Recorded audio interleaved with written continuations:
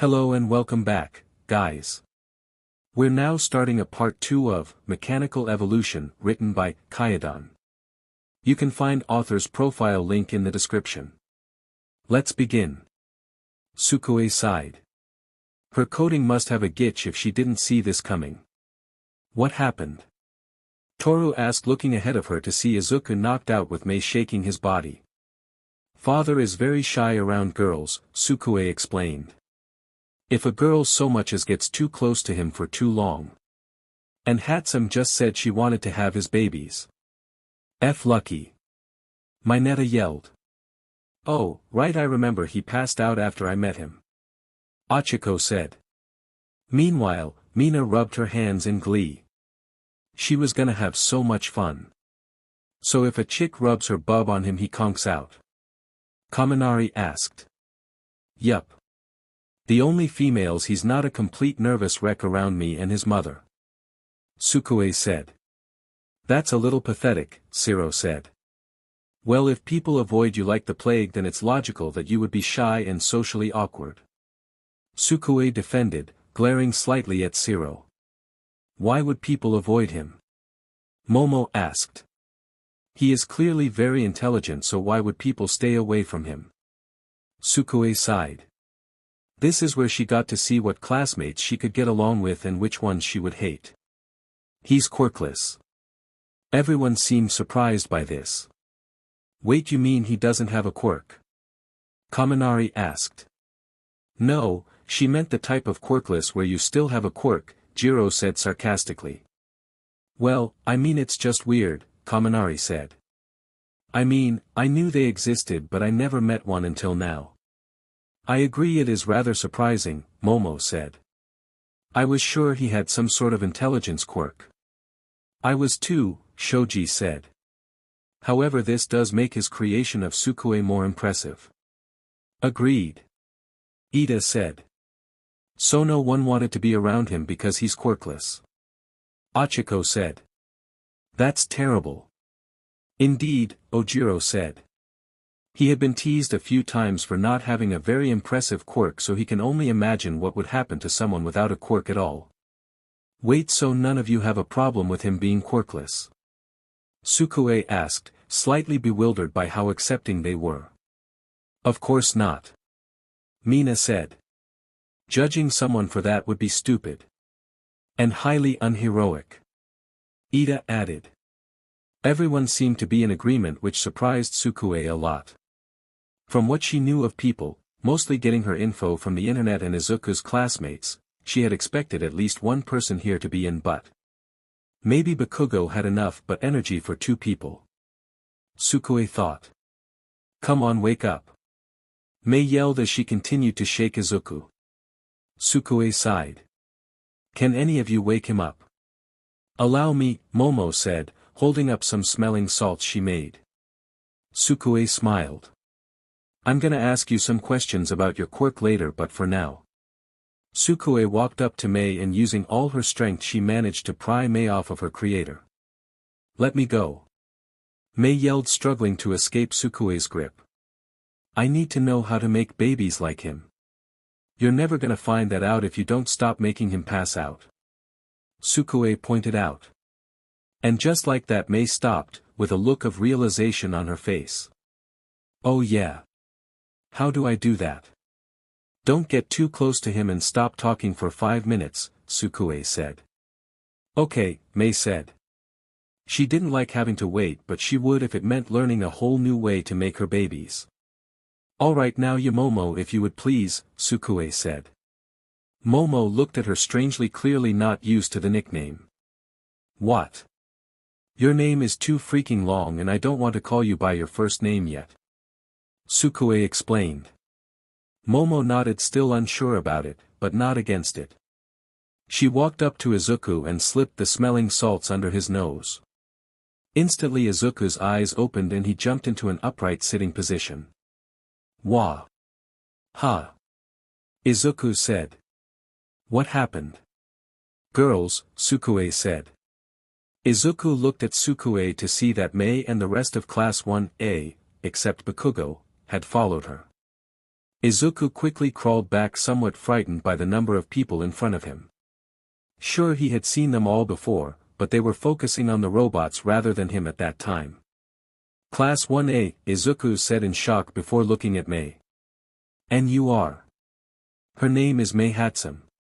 She's a machine nut who seems to refer to her creations as her babies. Sukue explained before Mei could get a word in. Oh, I see, Izuku said, feeling embarrassed. That explains a lot. But why did the rest of your class come? We wanted to see the person who made our classmate, Todoroki said. I for one was curious about how you managed to accomplish such a task with little to no resources. That's top secret, Izuku answered nervously. As I suspected, Todoroki said. So you made Sukue? Jiro asked, still having a hard time believing that. Why yeah, Izuku said, looking away from them. That's so cool. Toru said. So you can just make people anytime you want. Well, it takes a while, but so long as I have the resources then yes, Izuku said. So can you make a robot me? Mina asked. I mean, I could make a robot duplicate of you, I could even make it think like you to the point where no one would even know the difference. Even the duplicate? Izuku said. There was a pause as Izuku slowly realized how scary and creepy that sounds. I mean I would never do that though. Izuku quickly clearfield. And even if I wanted to, which I don't. You would have to know about it and would probably never approve of it. Probably. Jiro asked. Well, Izuku stuttered, quickly getting overwhelmed by all the attention. Hey, slow down, Kirishima said, getting in front of everyone. That guy doesn't have much experience with people, and it's not mainly to walk into someone's place and make them uncomfortable. Thank you, Kirishima, Sukue said. I should have run through the possibilities a bit before I agreed to bring you all here at once. Sorry, Toru said. Yeah, me too, should have toned it down a bit, Mina said. It's fine. Just not used to so much attention. Or any attention. Izuku said. Now that things were significantly uncomfortable, Sukue thought for a few moments before coming up with an idea. So father, can we do the rundown, diagnostic later? I would like to get to know some of my new classmates. Huh. Oh, sure. Izuku said, frowning a little. Cool, and while I do that you can talk to Hatsum, Sukue said. What? Izuku said as Hatsum's eyes gleamed and she had to force herself even harder to not say anything. Now just remember to stay at least a foot away from him and not to say anything suggestive, Sukue said. Have fun. Sukue let go of Mei and immediately she ran in front of Izuku, asking questions rapid fire. All right, let's go. Sukue said, leading the class out of the building. When they got out, Kirishima asked a question. Don't you think that Hatsum chick is gonna overwhelm him or make him pass out? Sukue shook her head. The questions she's asking are purely about robotics. So with no way to mess up the conversation, father will eventually forget that he's talking to a member of the opposite SEC and be able to talk comfortably. You seem to have thought that through, Todoroki said.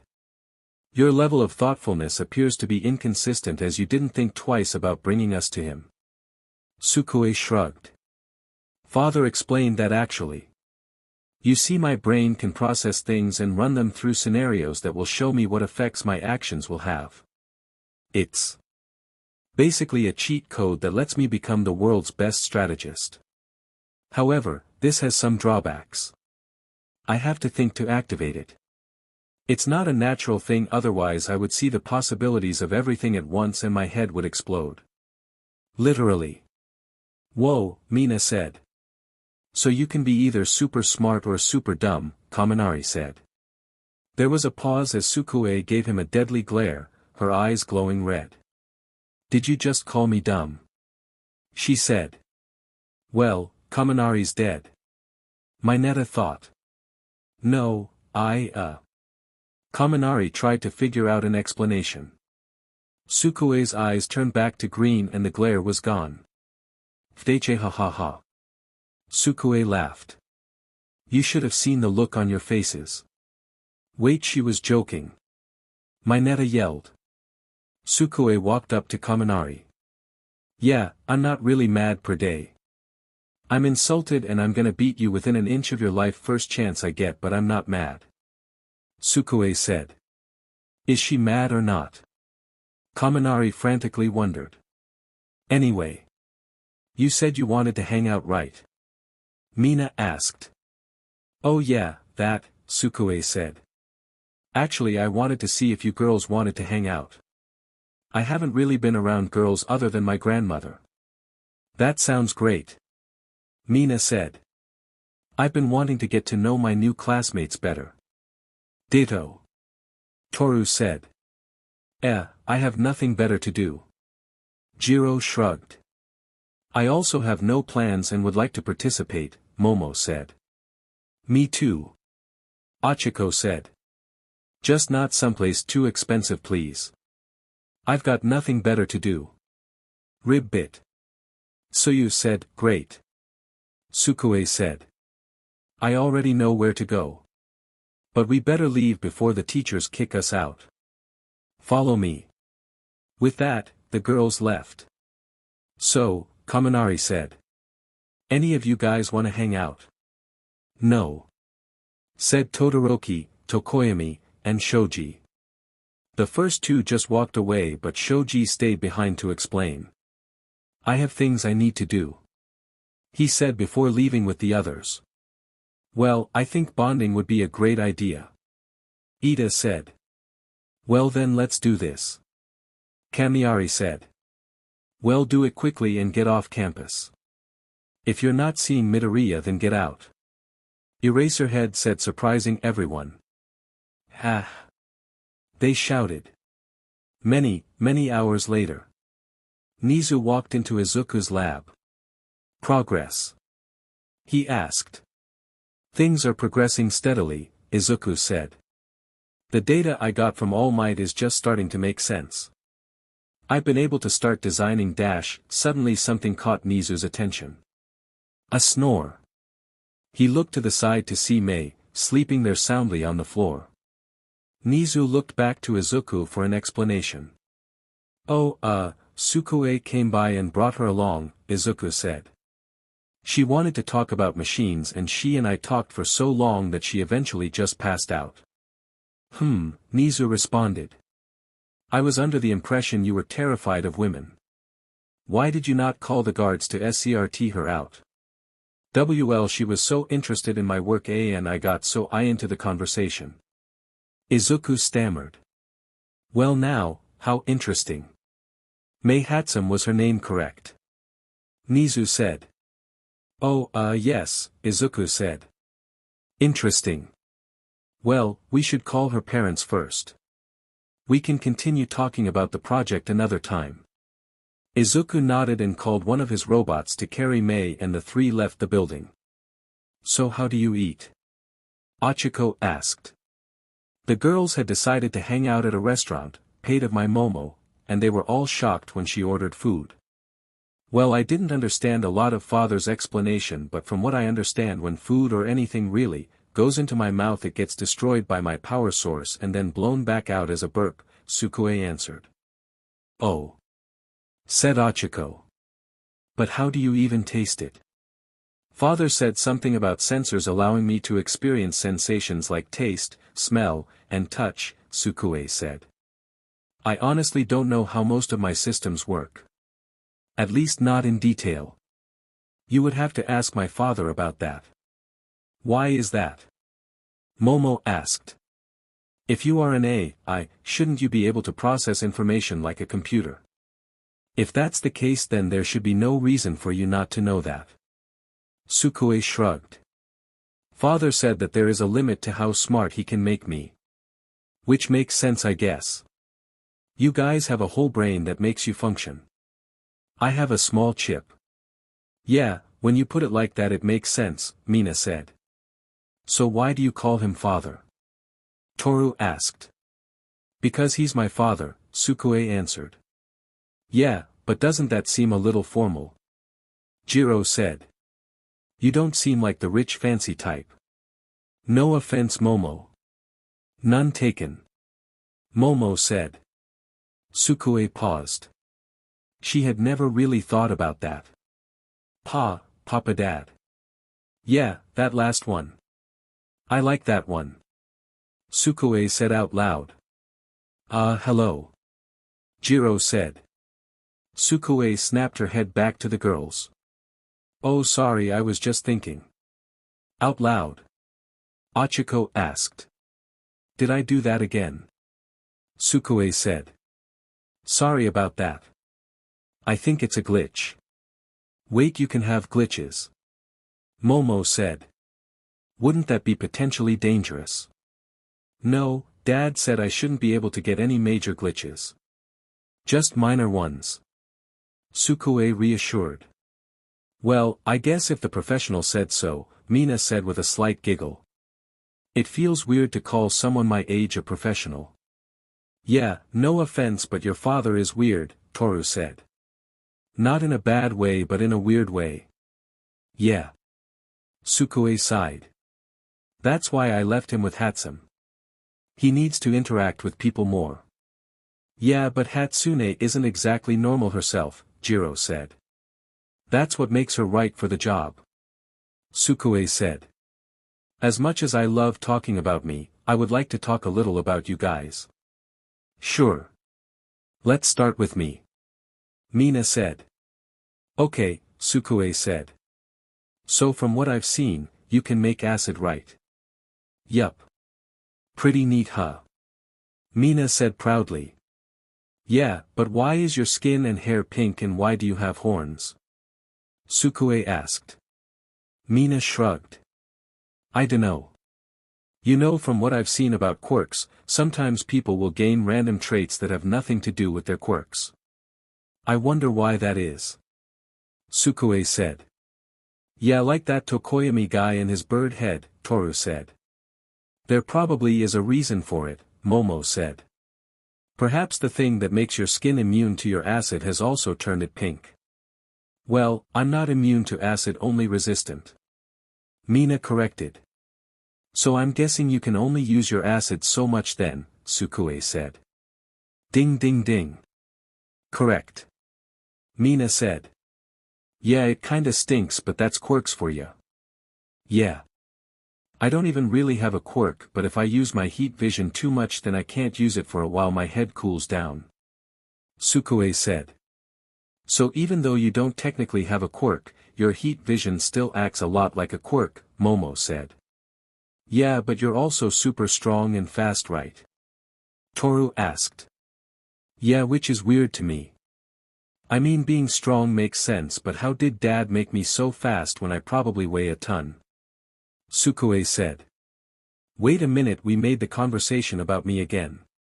To be fair, you're an android, it's hard not to be interested in you, Jiro said. Fair. But I still want to talk about the rest of you. Sukue said. My scanners can only tell me so much. You have scanners. What do they do? Toru asked. Gah. Sukue screamed in frustration. The next day in the meeting room. Thanks to Midoriya, Cementos, and Power Loader, we have finished installing 25% of the new security system. Nizu announced to all of the staff. It was lunchtime and so Nizu had called in the staff for a meeting, much to their dismay. 25%. Power Loader said.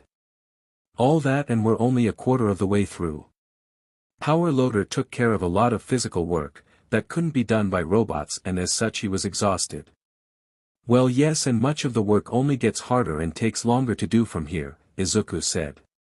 But I have good news. The construction bots are done, so you no longer need to assist me. Thank God. Power Loader said. I'll still need your help on a few things, Cementos. Your quirk is just too useful. Sorry. Izuku said. It's fine, Cementos said. Now I would also like to encourage you to use Izuku's talents to further your lessons, Nizu said. Are you sure the kid is gonna have time for that? Eraserhead asked. Yeah, sounds like he has a lot on his plate. Present Mike said. It's fine, Izuku said. The construction bots are taking care of all of the physical work, so all I have to do is work out the blueprint, double-check the design, and supervise the construction. I'll have time to take care of any of your requests. That's good and all, but make sure to take some time for yourself, Eraserhead said. You seem like the type to overwork yourself. Well, if that's all, then you can all leave, Nizu said. Except for Yagi and Midoriya. You two stay. Everyone else left the room, leaving the three alone. After waiting for a few seconds, Nizu spoke. How is Project Yusha coming along? Nizu asked. The first part of the project is about halfway done. Izuku said. It should be done before the sports festival. Good, Nizu said. However, I think I know a way you can work faster. Faster? Izuku said. Yes. You see, you can accomplish so much on your own. So I was thinking about giving you an assistant. Nizu suggested. Assistant? Izuku said nervously. Yes, I was thinking about having a competition among the support course students. Whoever wins gets to become your permanent assistant. Nizu said. Well, what do you mean by permanent? Izuku asked, noticing his choice of word. Well, I was thinking about things and I figured that the support course could also go through temporary internships, Nizu said. And you want me to be one of the people they intern with? Izuku asked, hoping he was wrong. That's correct. Nizu said. Let's face it, you're the best in your field. So it would make sense for people to want to learn from you. Izuku said, twiddling his thumbs. It's true. All Might said. I've actually talked to Dave about you and he was very interested in your work. Dave? Izuku questioned. Who's Dash? Wait a minute. Izuku thought. The only Dave that All Might ever worked with was David Shield. Izuku shouted. Yes, him. All Might confirmed. He said that we should visit Island sometime. Izuku almost fainted. Well, on to the next topic, Nizu said. How is the project the government gave us? That's actually progressing quite quickly, Izuku said. Turns out after doing it once it becomes much easier the subsequent times. I'll be ready for mass production soon. Now all I need is a little more time and the bodies. Good. I will inform the government. I'm sure they will be very pleased. Nizu said. I still don't like this. All Might said. It feels wrong. The people Izuku creates aren't the same as the ones who died. Just copies. Perfect copies, Nizu said. And we informed them of this and they insisted anyway. Besides, if you had a chance to make a copy of her, talking with all her thoughts and feelings, would you? All Might didn't respond. Sorry, but who is her? Izuku asked. An old friend. All Might said. Someone who did a long time ago. Oh, Izuku said. I'm sorry. It's fine, young Midoriya. All Might said. Well, if we're done here then I suggest that we get back to work, Nizu said. You have to teach soon after All Might. Right. All Might sighed. He was not looking forward to it. I'll get back to work then, Izuku said. Just don't forget about your contractual breaks and day off, Nizu said. Izuku sighed. When he had signed the contract he failed to notice that Nizu has put in clauses that required him to take at least an hour off of work each day and 1 day off per week. To make sure he didn't overwork himself. Yes, sir. Izuku groaned. Later with Class 1A, most of the class had gathered in the surveillance room already in their hero costumes, waiting for the rest of their classmates. What the F is taking them so long? Bakugo yelled. Do you ever stop cursing? Everyone turned to see that Ochiko and Sukue had arrived. Sukue's costume is the more updated version of Izuku's costume. I really like your costume, Sukue. Achiko said. Thanks. Dad designed it when he was little. Sukue explained. He wanted it to be his hero costume, but well, you know. Achiko cringed slightly. Yeah, it must have been HRD on him. Achiko had decided that she would become both the Midoriya's best friends, to make up for thinking they were weirdos when they first met. Even though Sukue had already told her that it was fine. Dad put all his hopes of being a hero into me, Sukue said. I'm gonna be the best hero that ever lived. For both of us. TCH. Yeah, right. Bakugo said. Over my dead body. Nothing Deku makes will ever beat me. And it makes sense that Deku designed that, it looks stupid. Well, I think it looks cute. Mina said, walking in. Thank you, Mina, Sukue said. Well, I did make a few changes. The original design was, well, it's what you would expect from a 4-year-old with a green crayon. And Grandma did a great job sewing. Well, as far as I'm concerned, your dad has a knack for making cute things. Mina teased. Yup, Sukue said with a smirk. Do you like the smirk? I just perfected it this morning. You look even smugger than Bakugo, Kaminari said. What was that dunce face? Bakugo shouted. Have you seen Bakugo's smug face? Jiro snorted. I don't think Midoriya could design a more smug face if he tried.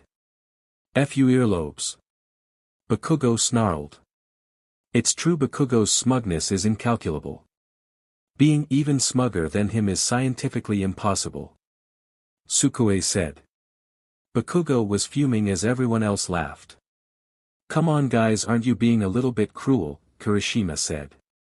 I don't need your help, shitty hair. Bakugo shouted. All right, is everyone here? All Might said, gathering everyone's attention. It seems like everyone is accounted for, Momo said. All Might looked at her and cringed slightly. He knew that a revealing costume was kinda mandatory due to her quirk. But it did not bode well for what was coming next. Good. All Might said. Well, I would like to welcome our guest. Izuku Midoriya. Izuku walked in nervously. Hello. I'm here to test out the new camera system and Izuku spotted Momo. His face went pale. Izuku turned around at speeds Ida would be impressed by. Why huh? Ha ha ha. Mina burst into laughter. I'm sorry, I know I shouldn't be laughing but PFT ha. Momo turned red. She really hated her costume. Well, my quirk requires that my skin be exposed, so this is unfortunately necessary. Oh right. Why your quirk? That makes sense. Izuku stuttered, still looking at the wall. Wait. You're probably really uncomfortable about your costume too. And I probably made you feel worse about it. Oh God, I'm sorry. It's fine, Momo said. I'm just glad you're not staring, unlike some other people. Everyone but Izuku looked at Mineta. What? Mineta said. I'm a pervert. What did you expect me to do? Wow. No shame whatsoever. All Might though. Mina had a mischievous smirk on her face. Geez, if he reacted that way to Momo, then what do you think he'll do when he finds out Toru is Sukue covered Mina's mouth. Are you trying to kill him? Izuku turned around. Wait, I didn't see Toru when I walked in. I thought she was absent. Nope, right here. Said the pair of shoes and floating gloves. Oh, I thought that Uraraka had just made a pair of gloves float with her quirk for some reason, Izuku said. That's so cool. What kind of material did you use to make your clothes invisible? And why didn't you use it for the gloves? Everyone in the room cringed. No one tell him, Jiro whispered, just loud enough to be heard by her class but not Izuku. Everyone nodded. Sukue making Mina nod. We'll talk about that later. All Might said. For now let's move on to the assignment. Oh right, Izuku said. I am just here to test the new camera system and analyze your quirks. I'm not a teacher but I am responsible for making obstacles for you to overcome. As if you could make anything I couldn't beat, Bakugo grumbled. Now let me explain today's task. All Might said. One explanation later. A light. Sukue said, giving Ochiko a high five. After the teams were announced, the students moved into their teams. The matches were also selected randomly earlier today. All Might said, pulling out a paper with the matches on them. Sir. Is it wise to leave all of this to chance? Ida asked. Life can be very random, Izuku said. Unexpected things can happen quickly, and you won't always get what you want. Everyone cringed once more. All Might more than anyone. I see, Ida said. Good point, Midoriya. All Might spoke. Well, with that out of the way.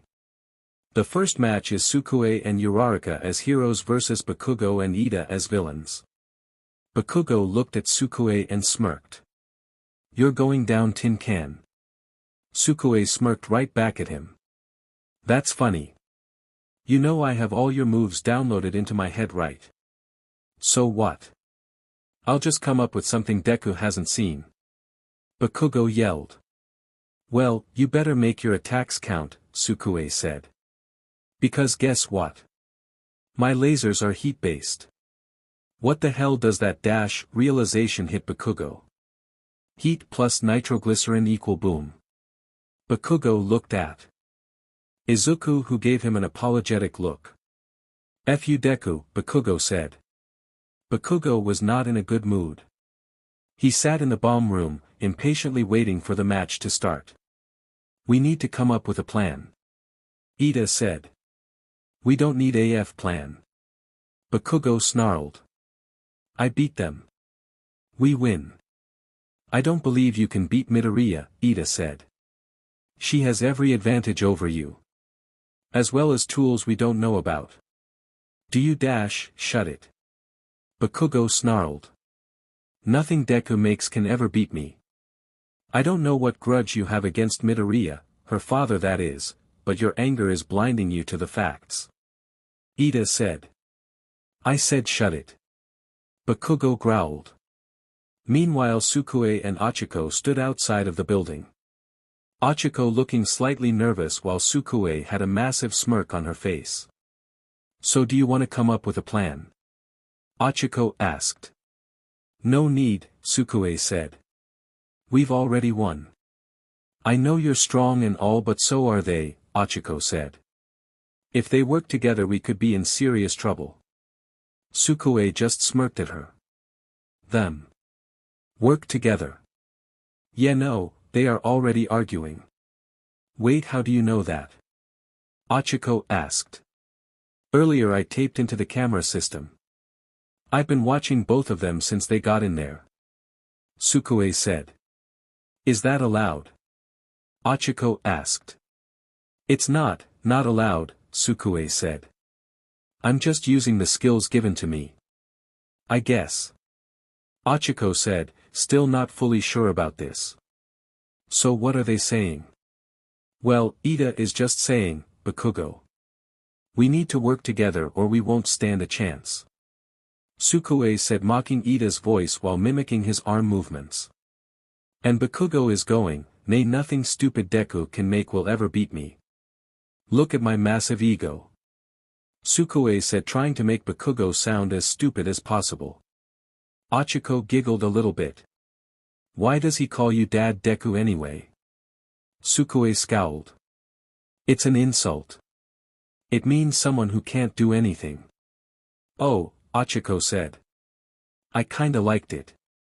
I thought it meant someone who could do anything. Which kinda fits your dad. Oh. Sukue said, her smirk returning. What do you think of my dad? Well, Ochiko said. He's a bit strange. But that's not really his fault. He's just a victim of something he can't control. I feel bad for him, but at the same time, I admire him for not giving up. When people say you're worthless, it becomes really easy to believe them. So it's really impressive that he still managed to accomplish so much despite that. Sukue snickered. Hear that, Dad? She thinks you're impressive. Wait, he can hear us. Ochako shouted. Every word. All Might said. Young Midoriya, your father is currently unable to answer as he is close to passing out. You tricked me. Ochako said with a pout. Yup, Sukue said, sticking out her tongue. You're cute when you're mad. Ochako blushed intensely. You're just as bad as Mina. I'll take that as a compliment, Sukue said. Let the match begin. All Might said. Hero team, you may enter. Alright, so do we just walk in there? Ochako asked. Nope. I have a plan. Sukue said, her smirk turning into a grin. This is gonna be so much fun. Back with Bakugo and Ida. I'm going, Bakugo said. To find Midoriya, I suppose. Ida sighed. What else would I be doing, glasses? Bakugo snarled. Could you at least attempt to surprise attack her? Ida said. Well, that's not very heroic now, is it? Sukue's voice said from the earpieces Bakugo and Ida had. What? Ida said. Midoriya, how did you dash? I plugged myself into the system before we got here, Sukue explained. I have access to the communicators, cameras, and basically everything else. That means you're watching us. Ida said. I've been watching you, Sukue said. I do feel sorry for you, Ida. Not having a partner must SCK. See this tin can? Bakugo said, holding up his middle finger. Anyway, as much as I would love to watch Bakugo act like a jackass all day, I have better things to do, so let's just this over with, Sukue said. Kaken. I'm 2 floors below you on the opposite side of the building. When you're ready to get your butt kicked, come and see me. Rah! Bakugo roared in rage. That beach. Bakugo ran out of the room before Ida could try and stop him. No. Bakugo. It's a trap. Ida said. Come on, Ida. Do you really think I would go through all the effort to trap him? Sukue said. That's like using a bazooka to kill a fly. Rah! Bakugo roared. I'm gonna dismantle you. You hear me, you oversized microwave? Also, just so know, I'm filtering what the communicators are letting me hear. And I'm only listening to Ida. Sukue said. So while I'm sure Bakugo is spitting out insults by the dozen, I can't hear any of them. Ha ha ha ha. Gah. Bakugo was now using his explosions to make himself go faster towards the 2nd floor. Come on, Bakugo. Why are you making a lady wait? Sukue said. Come on, are you actually going to fight me? Well, not really fight, more like flailing angrily. Boom. Bakugo had enough and decided instead of using the stairs to just blow a hole to get to the floor beneath him. So how do you plan on beating me? Sukue asked. Do you just plan on unleashing your emotions at me, hoping that I give up out of pity? Because I don't deal in emotions. I deal in facts. And here's a fact for you. By the end of this, you are going to be crying. He ran into the room Sukue said she was in. Where the F are you? He shouted. Like a little beach. Sukue finished.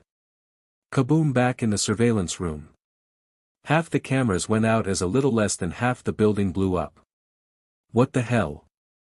Mina said. Is Bakugo dead? Kirishima asked.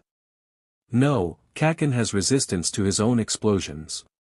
And most of the force was directed outward, away from his body. Izuku explained. That being said, the recoil from an explosion that large is more than enough to put him out of commission. If I had to guess, Sukue likely lured Bakugo to that side of the building so she wouldn't get caught in the blast. Momo guessed. Oh, that's smart. Mina said. That's why she was taunting him so much. He was so mad he didn't think twice about running into a trap. But the cameras are down. How are we gonna see what happened on that side of the building? Kirishima asked. No worries, Izuku said, pressing a button on the terminal. Activating Hawk Cam.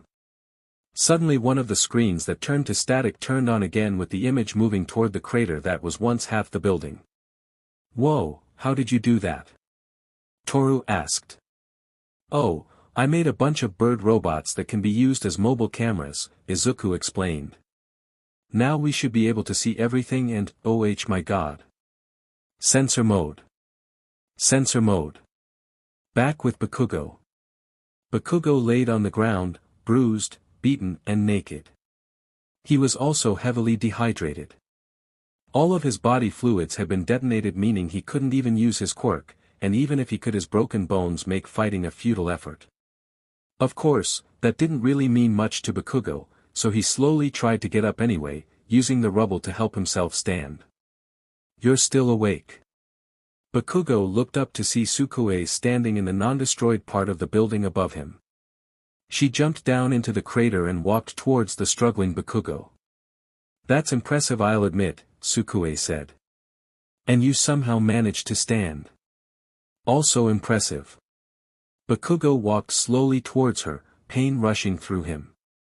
His body screaming at him to just pass out already, but his mind refused. You know, I can't feel pain, but according to my sensors you're in a lot of it, Sukue said. Like oh boy. You really shouldn't be walking right now. Shut up.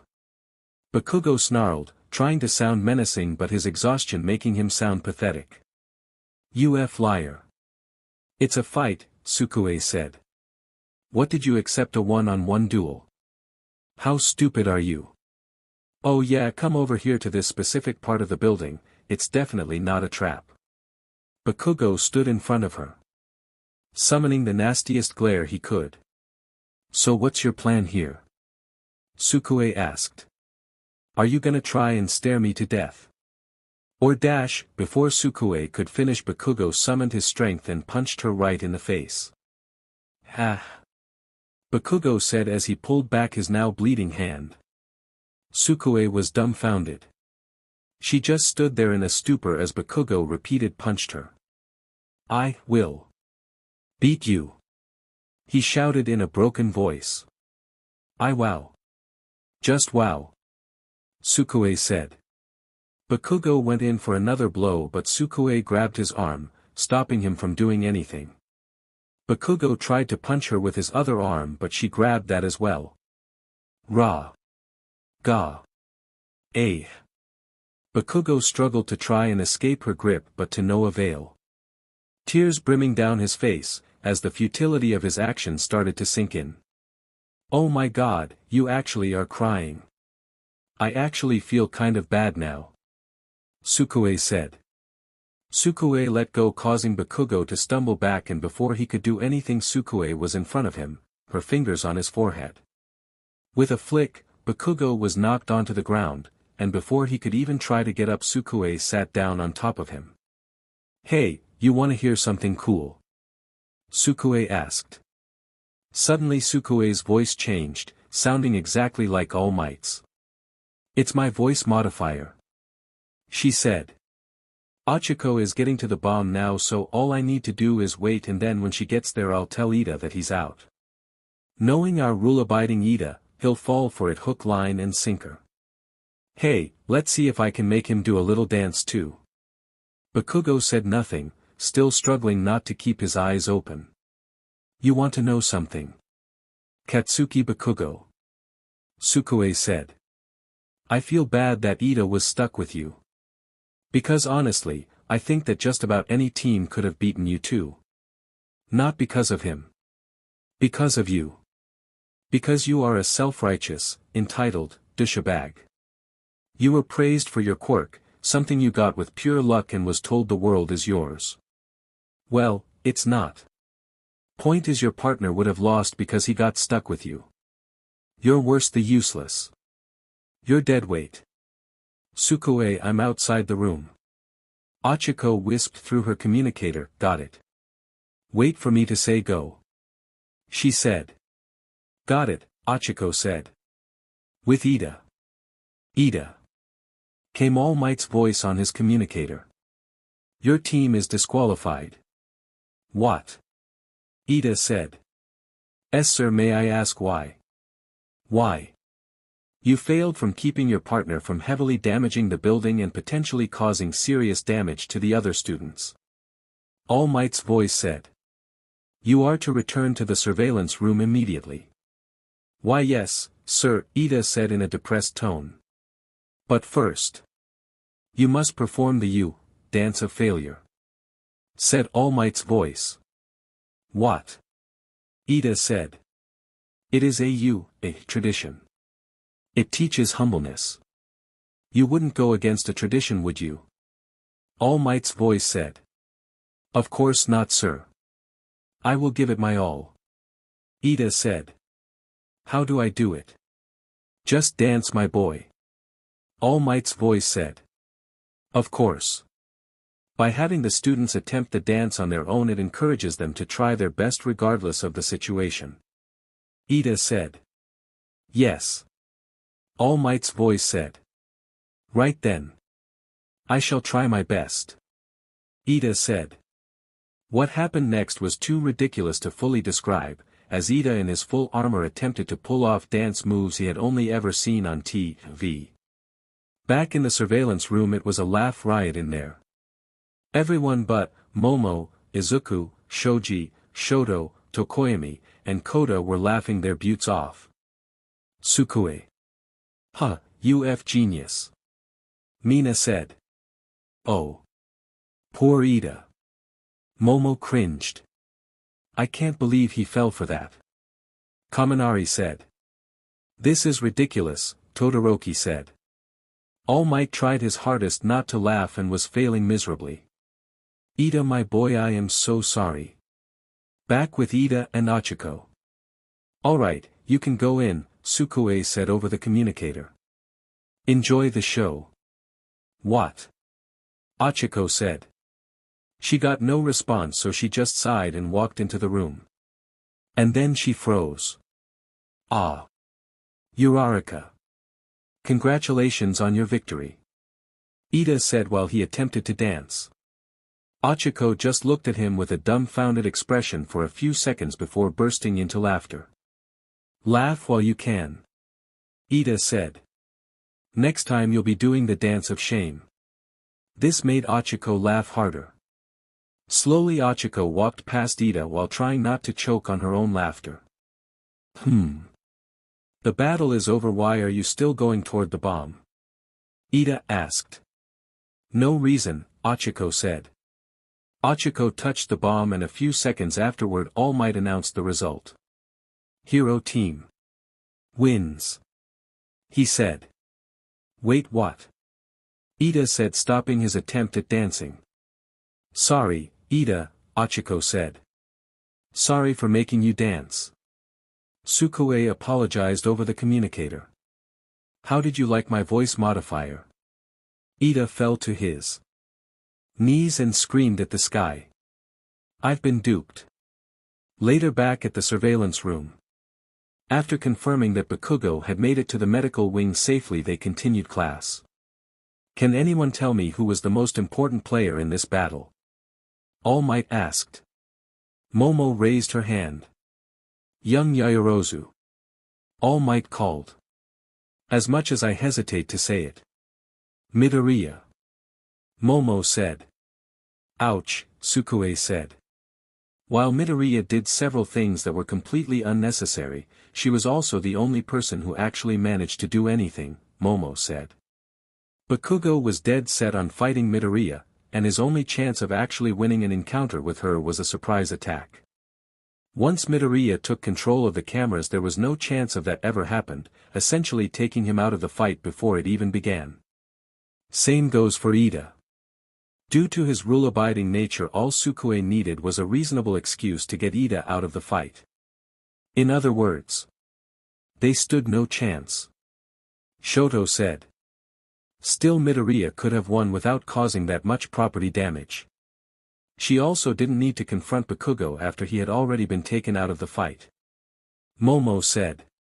But her method was still foolproof. To think that following the rules would have led me astray. Ida said. Sorry about that, Ida. Sukue chuckled. It's fine. Ida said.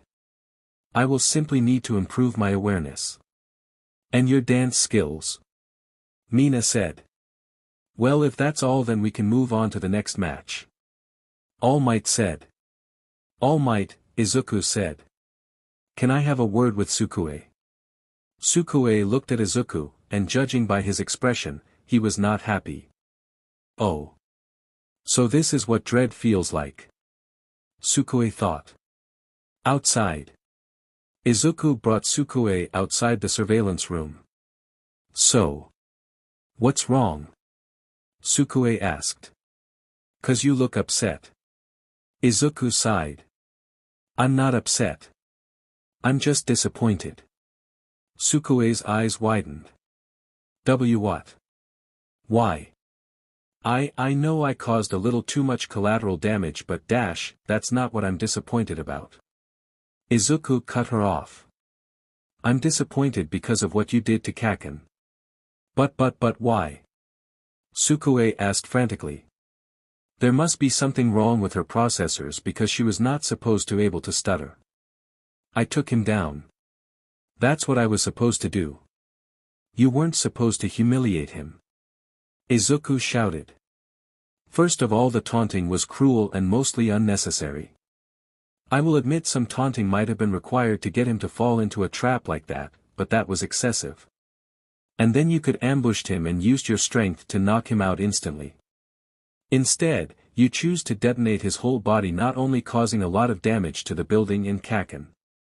At this point, Sukue felt so small. Never had Izuku scolded her before. And that's not even the worst part. Izuku shouted. All that other stuff was excessive. But what you said and did to him in the crater was downright cruel. But Sukue tried to say something, but Izuku was not having it. He was beaten and naked, and for no good reason you went down there and humiliated him even more. Izuku said. And you called him entitled. Sukue, you were born with numerous abilities and knowledge on how to use them. You of all people should not be calling anyone entitled. But he hurt you. Sukue shouted. I know you tried to hide it from me, but I figured it out. He hurt you and he's been hurting you for years. He's a bully. He got what he deserved. Izuku sighed and shook his head. Yes. He hurt me. But humiliating him, stooping to his level, won't fix that. As your creator, no. As your father. I expected better from you. Sukue looked down at the floor. Ashamed. I know that I used some of his brain waves to make you. But I only used them as a baseline. Izuku said. I don't want you ever doing something like that again. Yes, Dad, Sukue said. There was a short pause before Izuku spoke again. I'm not going to ask you to apologize. Because that would just make him angrier. But I want you to know this. The reason I used some of his brain waves is because I admire his will. Even after he was heavily injured, he refused to give up. He didn't let himself pass out until he was halfway to the medical wing.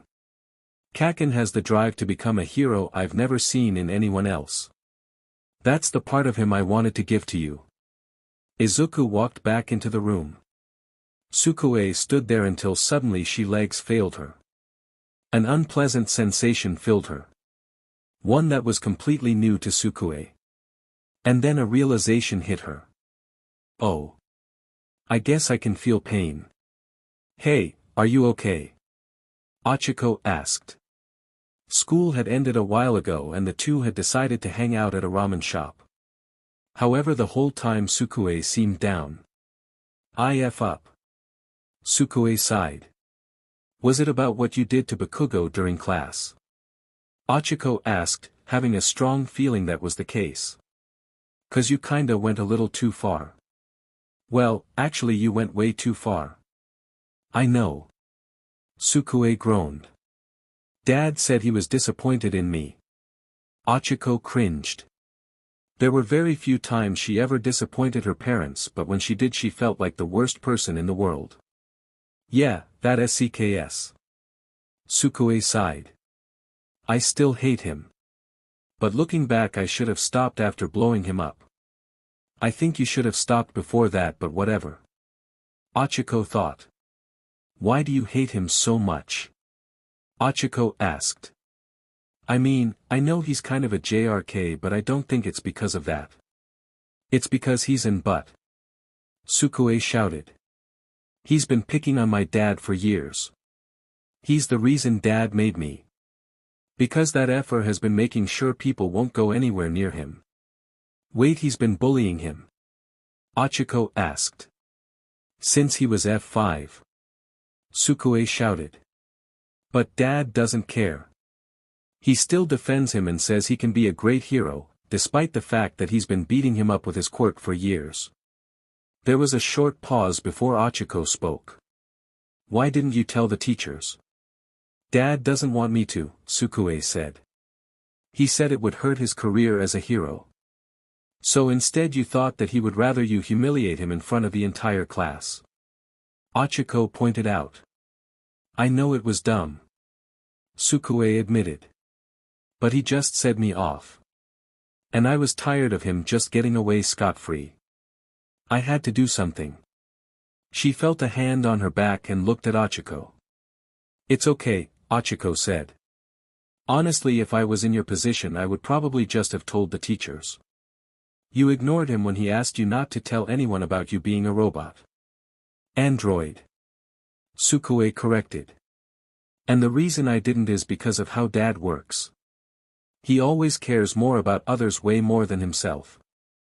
If I do something that just affects us then he won't be that mad, especially because it's something that probably would end well for us. But with Bakugo, it negatively affects someone else, meaning that Dad would probably hate me if I went through with it. Trust me, I wanted to, but I ran the idea through my processors and decided it was a bad idea." "Why didn't you run humiliating Bakugo through your processors?" Ochiko asked. "I did." Sukue sighed. "Once, at first I just wanted to blow him up, I ran that through my processors and figured that Dad would only be a little upset. But then I kept thinking of new ways to humiliate him and I didn't think to run those through my processors. I have a program in my head that tells me what my actions will do and yet I somehow still SCK a decision-making." Sukue slammed her head onto the table. "I am AF failure." "No you're not," Ochiko said. "You might be an android, but you're basically human. You walk like one, talk like one, and act like one. And humans make mistakes. We have all sorts of things to help us not make mistakes, but we still do. No one's perfect." Sukue sighed. "Thanks, Ochiko." "You're welcome," Ochiko said, giving her a bright smile. "Now let's eat. Our food is getting cold." "Don't worry about it. I'll heat him up," Sukue said, looking at Ochiko's bowl while her eyes glowed red. "Please don't laser my noodles," Ochiko said. Sukue pouted and her eyes went back to green. "Fine." Meanwhile elsewhere Nizu sat in his office doing what he always did. Plotting and drinking tea, when suddenly he heard a knock at his door. "Come in," Nizu said. Izuku slowly walked into his office before giving Nizu a nervous look. "Ah, Izuku. Good, good," Nizu said. "I wanted to talk about Sukue swell, calling it a fight would be horribly inaccurate. I wanted to talk about Sukue's humiliation of Bakugo and Ida. I am so sorry about that." Izuku rapidly apologized. "I don't know what she was thinking when she did that, I swear I will make sure this never happens again. What did Bakugo do to you?" Nizu asked, making Izuku freeze. What?" Izuku said quietly. Sukue has existed for less than a year. Meaning that unless Bakugo did something incredibly horrible to her within that time, then Sukue's hatred of him stems from you. Nizu explained. Bakugo is also known to act extremely aggressively towards you, and you tend to act even more meek and fearful whenever he is around. So my question to you is, what did Bakugo do to you that would make Sukue act in such a vicious, and slightly amusing, manner? Well, Izuku was sweating nervously as he desperately tried to find a way to answer this question. Was he perhaps one of the people who bullied you? Nizu asked. And no. Izuku lied. Kaken would never do something like that. There was a short pause before Nizu shook his head and spoke again. Izuku. You and I are both aware of my abilities. So I don't know why you would think it was a good idea to lie to me. Izuku stayed silent. How about this? You're going to tell me everything. And if you lie 3 times, then Bakugo will be expelled. Nizu said. What? Izuku shouted in shock.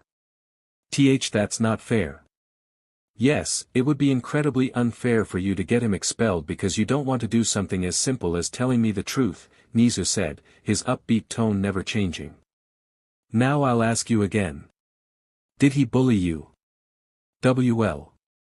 He may have said some mean things and accidentally used his quirk on me a few times. Izuku lied. That's another lie. Nizu pointed out. 2 more of those and Bakugo is out. Izuku panicked. Okay, maybe it wasn't accidental. But I'm sure he just wanted to practice his quirk and needed something to use it on. That's another lie, Nizu said. But I wasn't lying. Izuku said. Really, I'm sure that's why. I said that if you lie 3 times then Bakugo is expelled, Nizu repeated. I never said those lies have to be directed at me. Izuku stopped talking as what Nizu said sunk in. We both know that he doesn't need to use a person to practice his quirk on, and even if he did that will still be both cruel and illegal, Nizu told him. You have one last chance, Izuku. Tell me the truth. Bakugo's future is in your hands. Izuku hung his head in defeat. He had no choice. He had to tell him everything. The next day. Thank you for coming, Mrs. Bakugo, Nizu said, greeting his guest as they entered his office. No problem. Now, what the F did my son do now? Mitsuki asked. I didn't do SHT, Bakugo said. Aunt Mitsuki. Izuku said, shocked at just how upfront she was. Oh hey, Izuku. Oh, Sukue's here too. Mitsuki said before turning her head to her son. And I doubt we got called here for something either of them did, so it must have been you. Actually it might have been me, Sukue said nervously. She knew where this was going and she would accept her punishment with dignity. Not really, Nizu said. Wait, what? Sukue said in slight shock. Never mind, guess I don't know where this was going. We will talk about it when our last guest arrives, Nizu explained. Last guest? Izuku asked. Who? Sorry, I'm late. The traffic was really bad, I hope you can forgive me. Izuku froze as he immediately recognized the voice of the person who just came into the room. He turned around and his fears were confirmed. Mom. He shouted in shock before turning to Nizu. Why, you called my mom? But I'm not a student. True. But you are still a minor and therefore I am still obligated to tell her what you told me. Nizu explained. So I invited her over and she said yes. Izuku, what is this about?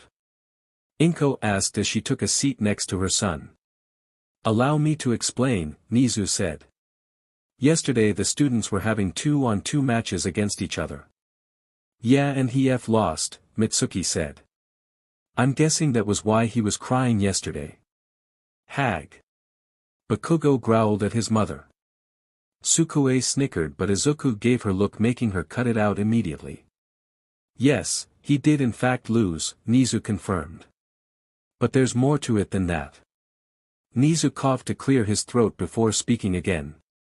She hacked into the communications and used them to taunt Bakugo into a trap before using her heat vision to detonate all of the nitroglycerin on his body, blowing up half of the building they were in and doing horrible damage to Bakugo's body and destroying all of his clothes. Then she went up to him and taunted him some more while he attempted to punch her metal body, doing more damage to himself. She then proceeded to knock him down, sit on him and humiliate his partner, all the while blaming him for their loss. The fight was being monitored, so this all happened in front of Izuku, and Sukue cringed as both Mitsuki and Inko had shocked looks on their faces. Mitsuki recovered first before looking at Sukue and saying, "That was a little bit much." "Yeah. I know." Sukue sighed.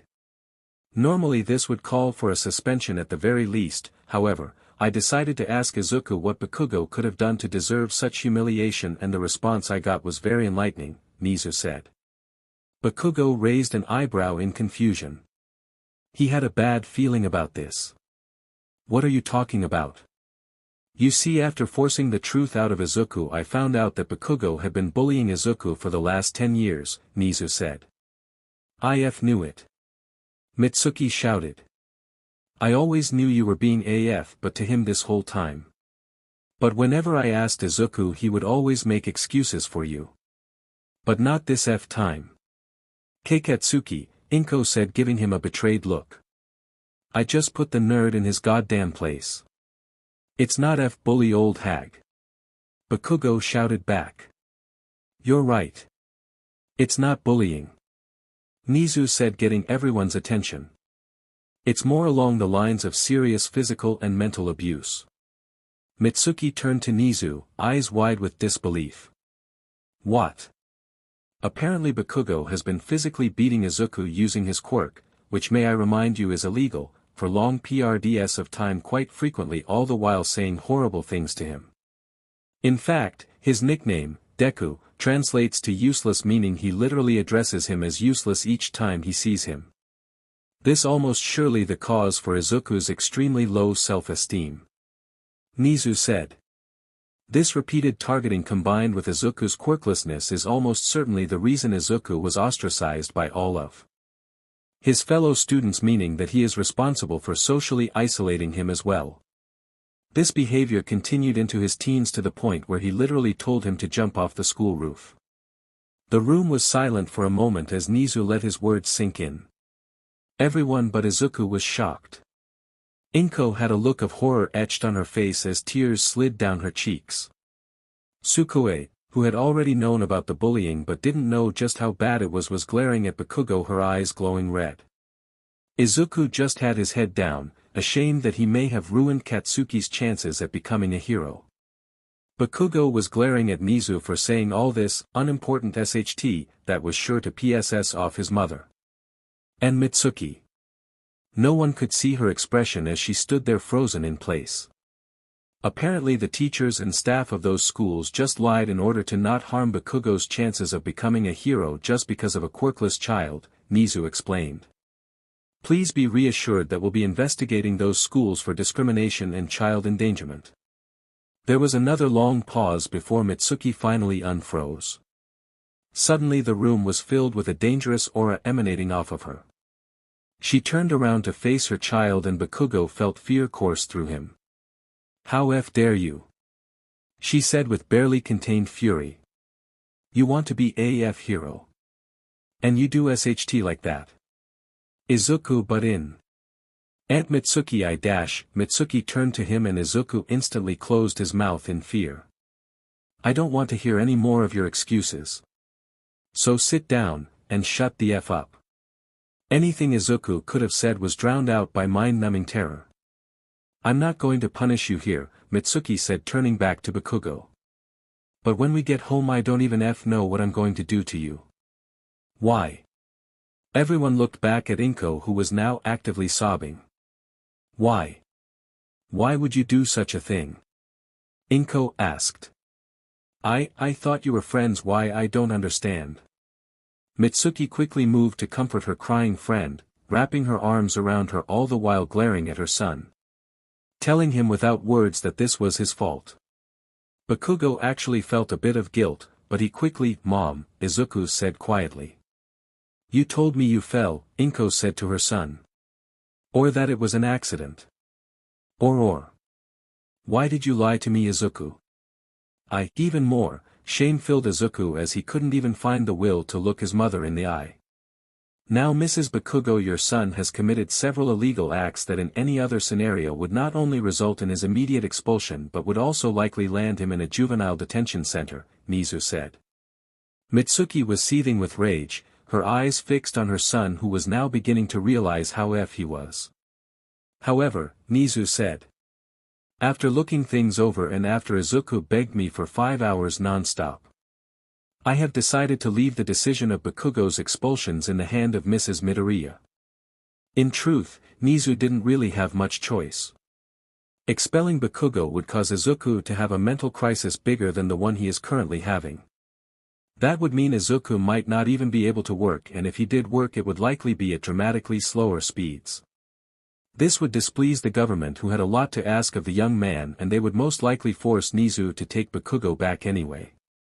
However, neither him nor the government could stop Inko from suing the Bakugos, which, given the fact that it would be a case involving two students, would inevitably catch the media's attention, and after that Nizu would have no choice but to expel Bakugo, and the government couldn't do anything about that without seriously harming UA's reputation.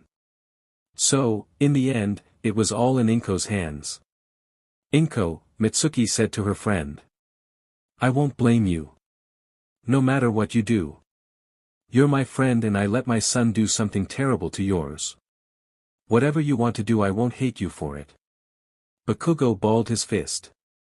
This whole part of his day sheds a different light on his actions. Seeing Inko and Mitsuki's reactions actually managed to make the boy feel a little bad. But still, they were talking about his future as a hero. If Inko wanted to, she could put an end to all his hopes and dreams in one fell swoop. Inko sniffed. "It's not your fault, Mitsuki. Those teachers who let him get away with it and encouraged him are the ones responsible. I won't press charges." Inko looked at Bakugo. "I don't know why you would do something like that to Izuku.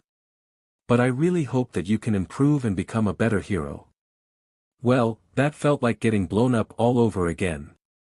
Fy does hurt. Bakugo wondered as he avoided eye contact with anyone in the room. And why the F does this feel familiar? "Are you kidding me?" Sukue shouted. "You mean he just gets away with this?" She wanted to punch something. Bakugo in particular. But her programming wouldn't allow her. So all she could do is scream. "Oh heavens no," Nizu said. "While we will be keeping Bakugo enrolled here, there will be consequences for his actions. Firstly, Bakugo will have to attend several therapy and anger management sessions, he will be excluded from all extracurricular events including the sports festival, and if he is caught breaking the rules he can be subject to immediate expulsion." Bakugo's eyes widened. If he couldn't participate in the sports festival, then how the hell was he supposed to get exposure? Bakugo was about to speak up when his mother saw him open his mouth and glared at him, telling him without words to shut his mouth. That didn't do much to calm Sukue, who was still enraged. Collecting herself, Sukue spoke. "Can I leave for a little bit?" "Yes. In fact, I would like to speak to Mrs. Midoriya and Mrs. Bakugo alone, please," Nizu said. Bakugo didn't say a word as he got up and left the room, slamming the door behind him.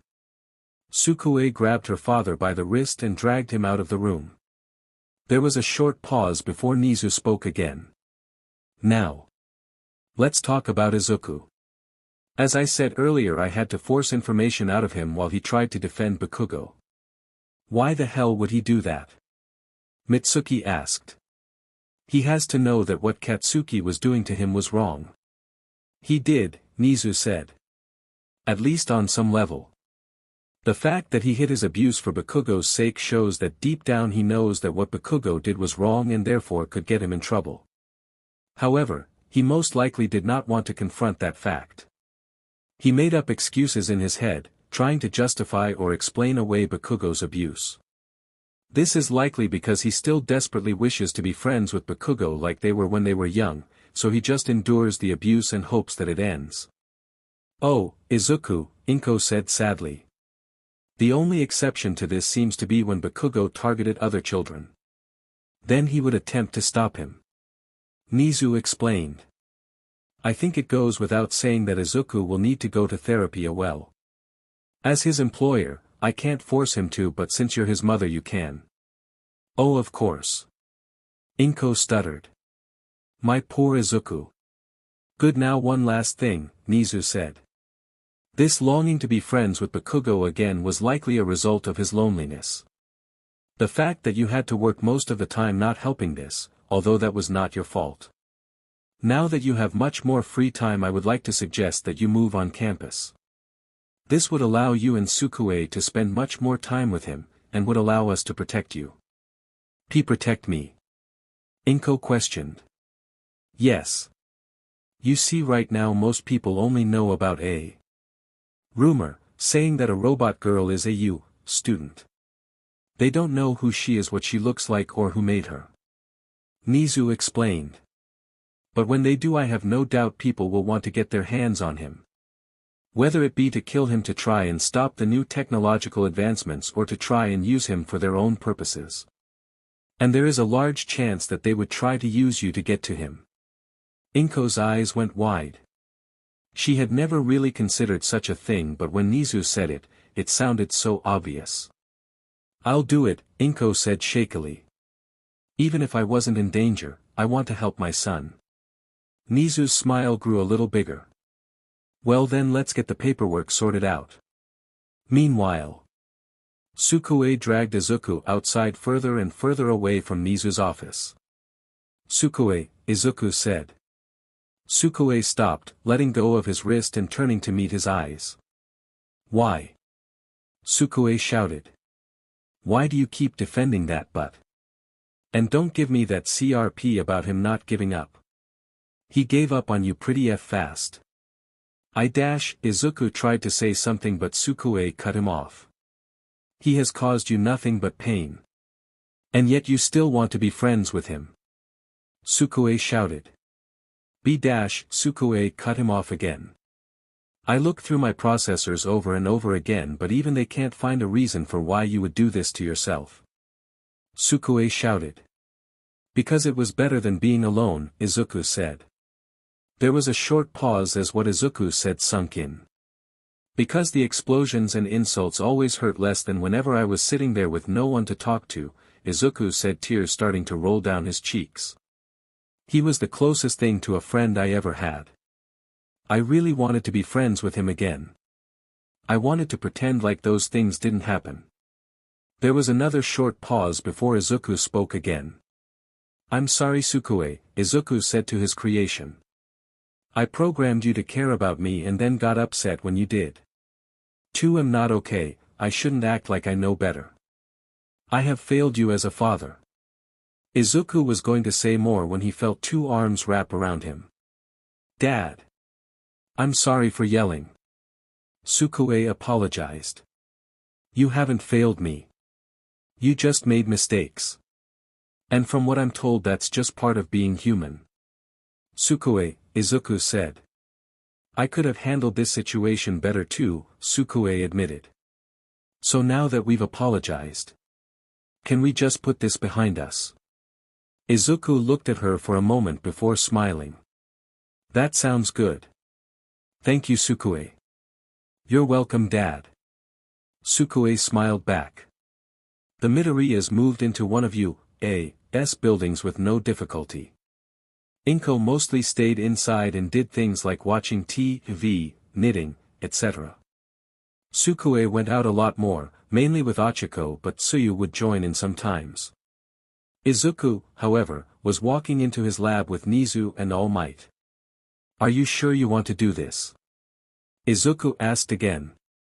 I have my doubts. But I made peace with them some time ago. All Might said. Nizu has convinced me that this is the way to go about things, and I'm not about to back out now. Yes, and the sooner we get this done, the sooner we can move on and start with the next phase, Nizu said. We need to move quickly, after all, we are creating the next symbol of peace. Izuku sighed. Project Q. What would probably be the biggest project in Izuku's life? He still remembers when Nizu had assigned him this Herculean task. Flashback. Izuku was in shock. One for all. A quirk that could be transferred from person to person, gaining power each time. All Might's quirk, Izuku muttered. That SWHY, are you telling me this? Yes, I am confused as well. All Might said. Why, it's quite simple. Midoriya. Do you think that you could give one for all to a machine? Nizu asked. Izuku thought about that for a second before answering. Well, from the sound of it, one for all is an energy-based quirk. It doesn't make you stronger by altering your body's muscles, otherwise you wouldn't grow weaker after losing it. And if it's energy, then it's possible that the biological energy that is one for all could be converted into regular energy. So it's possible? Nizu asked again. Possibly, Izuku said. Wait. All Might said. I'm confused. Are you saying I should give the quirk to young Sukue? Nizu shook his head. No. This is a perfect opportunity. Why spend time searching for the perfect successor, when we can just make the perfect successor? All Might realized what Nizu was talking about, as did Izuku. You want me to make a new android to wield one for all?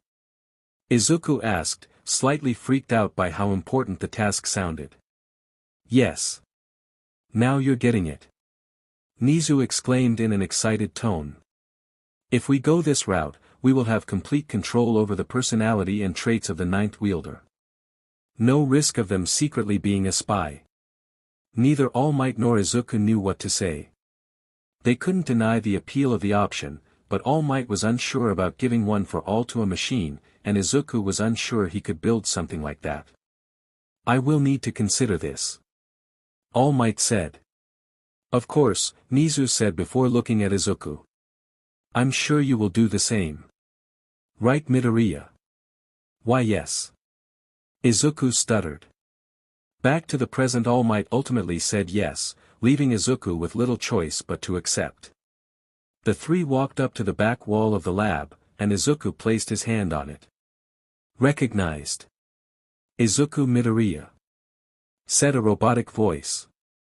Suddenly the wall sealed back and opened up, revealing a hidden elevator. The three entered and Izuku pressed a button. The doors closed and the elevator descended, down into Izuku's secret underground lab. This huge lab, dug out by power loader and many robots, was built so Izuku could make bigger things in both quantity and quality. It also functions as a way for Izuku to work on top secret projects away from the public eye. After a little over a minute, they had reached the lowest level. The doors slid open once more, revealing the largest section of Izuku's lab. It was a few stories tall and about as wide as a third of a football field. In the back was a huge cylinder, hooked up to a few machines. All Might looked in awe at the lab. This place is huge. Indeed. Power Loader worked very hard to dig out this amount of space. Nizu said. I say that his raise was well earned. All Might, Izuku said. The time is here. Izuku pointed to a metal pod that was hooked up to the cylinder. Please enter the pod. All Might looked at it for a few seconds, his hesitation clear in his eyes. He swiftly steeled his resolve and walked into the tube. Once All Might was inside, Izuku went to strap him in. Sorry, this is just meant to keep you in place. The process won't do any damage to you, but I can't promise it will be pleasant. It's fine. I have endured much worse. All Might said, taking a look at his stomach. Izuku gave the hero a concerned look before walking to the control panel. Once he reached the control panel, Izuku put his hand on a SWCH. All Might. I'm starting the machine now. All Might nodded and braced himself for the worst. Izuku flipped the SWCH and the machine came to life. All Might grit his teeth, he could feel the strength slowly being sucked from him. It was extremely unpleasant but not all that painful. That swiftly changed. The machine started beeping and Izuku's face twisted in alarm. "Something's wrong," Izuku said. "The machine is having difficulties removing the quirk. Should we stop it?" Nizu asked. "No. I've prepared for this," Izuku said, flipping another. SWCH. The machine got louder and All Might could feel the power draining from him faster. But not only that, he could feel One for All resisting, attempting to stay inside him, fighting the machine. And it hurt like hell. Small grunts of pain came from the hero, as he tried his hardest to endure it. The beeping didn't stop and Izuku could tell something was wrong. "It looks like I'll have to increase the power again," he thought nervously. This time Izuku flipped to suches and the machine became extremely loud. Ah! The pain became too much to bear and All Might started to scream. "All Might!" Izuku shouted. "Something's wrong. It's like the quirk is resisting the machine." "Perhaps you should turn it off," Nizu suggested. "I can't. We're too far into the process. If I stop it now I have no clue how it could affect All Might." Izuku said, completely panicking. "Ah!" All Might continued to scream, and sparks started to come out of the machine. "The machine is overloading," Izuku shouted. "We need to dash." Boom! Suddenly the machine exploded. Multicolored lights filled the room and enveloped most of the people inside. Nizu, who was standing further from the machine, had to look away from the blinding Randau lights covering his beady eyes. When the light and explosion died down, Nizu looked back at the lab. The pod was destroyed, but All Might only seemed to be slightly injured and was passed out. Izuku was also unconscious but seemed to be completely uninjured. The cylinder in the back had lit up like a rainbow, colors emitting from it like a disco ball. Nizu wasted no time and pulled out his phone. "I need medical assistance. Now." Meanwhile, with Sukue and Ochiko were at an arcade, Ochiko holding an absolutely enormous amount of tickets while Sukue was playing skee-ball. Sukue held up the ball before rolling it up the track and into the 10,000-point hole. "Isn't using targeting systems cheating?" Ochiko asked. "There aren't any rules against it," Sukue said, taking the tickets from the machine. "Ha!" Sukue didn't have a phone, per se, rather calls just went directly to her head. "Hello," Sukue said. "What?" "I'm heading there now." "What happened?" Ochiko asked. "Something's wrong with Dad. I have to go." "Take all the tickets," Sukue said, running out of the arcade at max speed. Later at the medical wing. Izuku and All Might were laid out in hospital beds. All Might was behind a curtain on the opposite side of the room so no one could see his true form. Izuku had an oxygen mask over his mouth and nose, and a few other machines attached to him. "Where is my baby?" Inko said, running into the room. "What happened to Dad?" Sukue said, running in alongside her grandmother. "Please quiet down," Recovery Girl said. "Yelling won't help anyone." The two Midoriyas looked at Izuku with a mix of concern and dread. "An experiment went wrong," Nizu explained. Somehow, Izuku's strength was drained from him. His muscles, his bones, his eyesight. Even his immune system. And he appears to be in some kind of coma as well. Sukue scanned Izuku's body and found that everything they were saying was true. Izuku's body was substantially weaker than this morning. "What's going to happen to him?" Inko asked fearfully, tears sliding down her face. "He should be fine for the most part," Recovery Girl said. "He should still be able to walk and move. Although I wouldn't suggest running. I can't tell without an eye test, but he will likely need glasses. Also, he's going to have to take some medication to strengthen his immune system." "And what about the coma?" Inko asked. "When is he gonna wake up?" I don't know. But from the brain scans, it shouldn't take too long. A few weeks at the longest. How did this happen? Sukue asked. What kind of experiments were you guys doing? Nizu spoke up. I'm afraid that's classified information. Of course it is. Sukue said. What does Dad do that's not classified? I realize that you must be tired of hearing that. But to be fair, you have a very poor track record when it comes to keeping secrets. Nizu said. Inko sat on a chair next to Izuku, holding his hand and crying. My baby.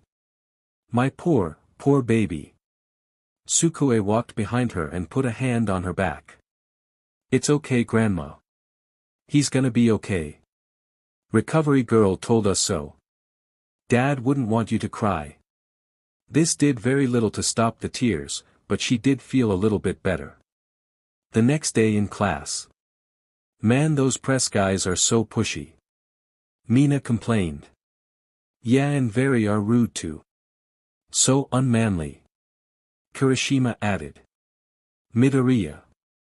You're so lucky you didn't have to deal with them since you live on campus. Toru said. Yeah, lucky, Sukue said in a depressed tone. Achiko gave her friend a concerned look. Midoriya. Are you okay? Kaminari asked. Yeah, you've been gloomy since we got here, Shiro added. Midoriya's father is in a coma, Aizawa said, walking into the room. His body has been weakened and he likely won't wake up for the rest of the month. What? Shouted the entire class, except Todoroki. Doc's in a coma. Mina shouted. Document, Jiro questioned. Yeah, it's his nickname, Mina said. But enough about that. What happened to him? An experiment went wrong. The details of which are none of your business. Aizawa said. The only thing you need to know is that after he wakes up, don't overwhelm him. In his current state, it might actually give him a heart attack. Most of the class looked concerned, with many of them sending sympathetic looks toward Sukue. Except for Bakugo. He was just angry. Later, outside the gates. A blue-haired man in a hoodie looked at the press, swarming outside the gates. The man, Tamura Shigaraki, smiled with glee as he walked off to the side. How rude of them to ignore the people like this. He said. I'll just have to let them in. He walked over to the side, where no one was looking, and pressed his hand against the wall. The wall started breaking apart, and Tamura grinned. Warning. Defenses under attack. Subduing attacker. Shouted a robotic voice. SHT, Tamura said. Better speed this up before the heroes come. Before Tamura could finish that sentence, a turret sprung out from the top of the wall and shot him with a tranquilizer dart. Tamura said, looking at the dart that was now lodged in his arm. Had it not been for an endurance and stamina quirk he stole, he would be on the ground. Tamura decided to abandon his plan and escape. And the turret decided he didn't have enough darts in him. After being hit by about 6 more darts, Tamura managed to escape the range of the turret. Trying not to lose consciousness, Tamura called Kurojiri with his phone. Get me. Now. Tamura demanded. I'm in an alley not far away from you, get me out of here. After about a minute a black portal opened below Tamura, bringing him back to the bar. Tamura hit the wooden floor with a thud. They upgraded their security. I can see that, Kurojiri said, picking up the phone and dialing the doctor. Should we postpone our attack? No. As long as we have that guy with the electric quirk, the security shouldn't be a problem.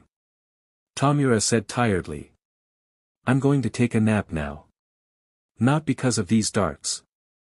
I just happen to be tired.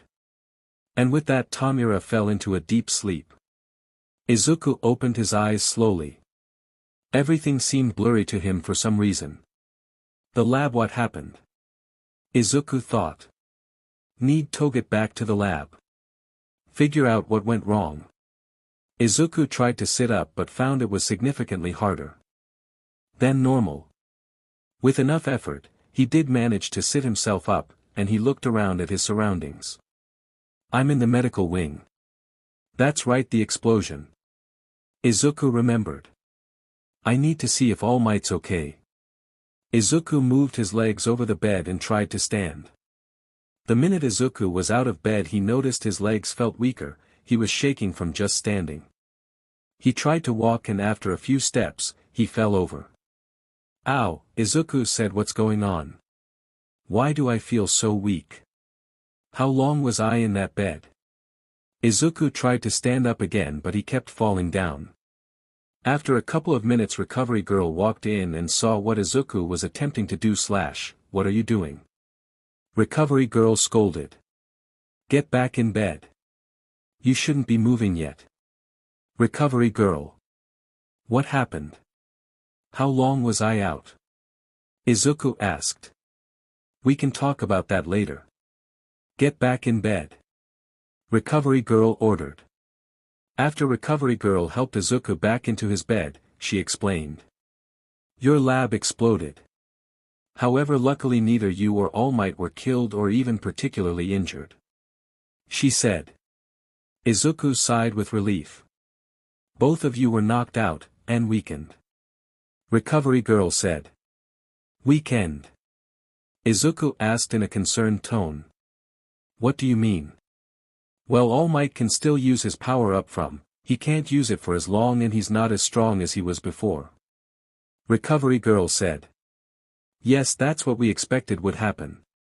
But what do you mean by I was weakened? Izuku asked. I was just about to explain that. Have some patience. Recovery Girl complained. Your body is much weaker than it was before. Your muscles, your bones, your eyes, your immune system, basically everything but your brain. Oh, Izuku said with wide eyes. That's it. That's all you're going to say after hearing something like that? Recovery Girl said. Well, I wasn't really using anything but my brain all too much anyway, Izuku said optimistically. Will I still be able to walk, and use my arms right? After some physical therapy, yes, although don't expect too much out of your stamina. Recovery Girl said. Also, you'll need to take pills to strengthen your immune system. Speaking of with. Recovery Girl took out a bottle of pills and a bottle of water from her pocket and handed them to Izuku. Take 2 every 6 hours. When you run out, make sure to come back to me immediately. Understood? Yes, ma'am. Izuku said, before opening up the bottle and taking 2 pills. Lastly, you're going to need these. Recovery Girl said, handing Izuku a pair of glasses. Izuku took the glasses, looking at them for a bit before putting them on. He blinked repeatedly as the world suddenly became less blurry. I'll inform the principal that you've woken up. But first I'll inform your family. Recovery Girl said. They've been very worried about you. You've been out for about a week after all. Izuku felt as if a knife made of guilt stabbed him in the stomach. He could only imagine how they must feel. His mother was most likely drowning in tears. And Sukue, well, Izuku had a feeling he knew how she would react. 5 minutes later, you idiot. Sukue shouted, giving her father a light slap to the back of the head. Ow. Izuku responded. How could you do something so stupid and reckless? I don't even know what you did. But I know it was stupid. Sukue yelled. Wah! Izuku. I'm so happy you're okay. Inko cried as she embraced her son. This is about what I expected. Izuku thought, unable to keep the smile off of his face. I'm sorry for worrying you too. Izuku apologized. You better be. Sukue pouted. I had half a mind to shake you out of your coma. Luckily my logic sensors told me that would do more harm than good. You shouldn't need your logic sensors to tell you that, but I'm glad you're using them at least. Izuku thought.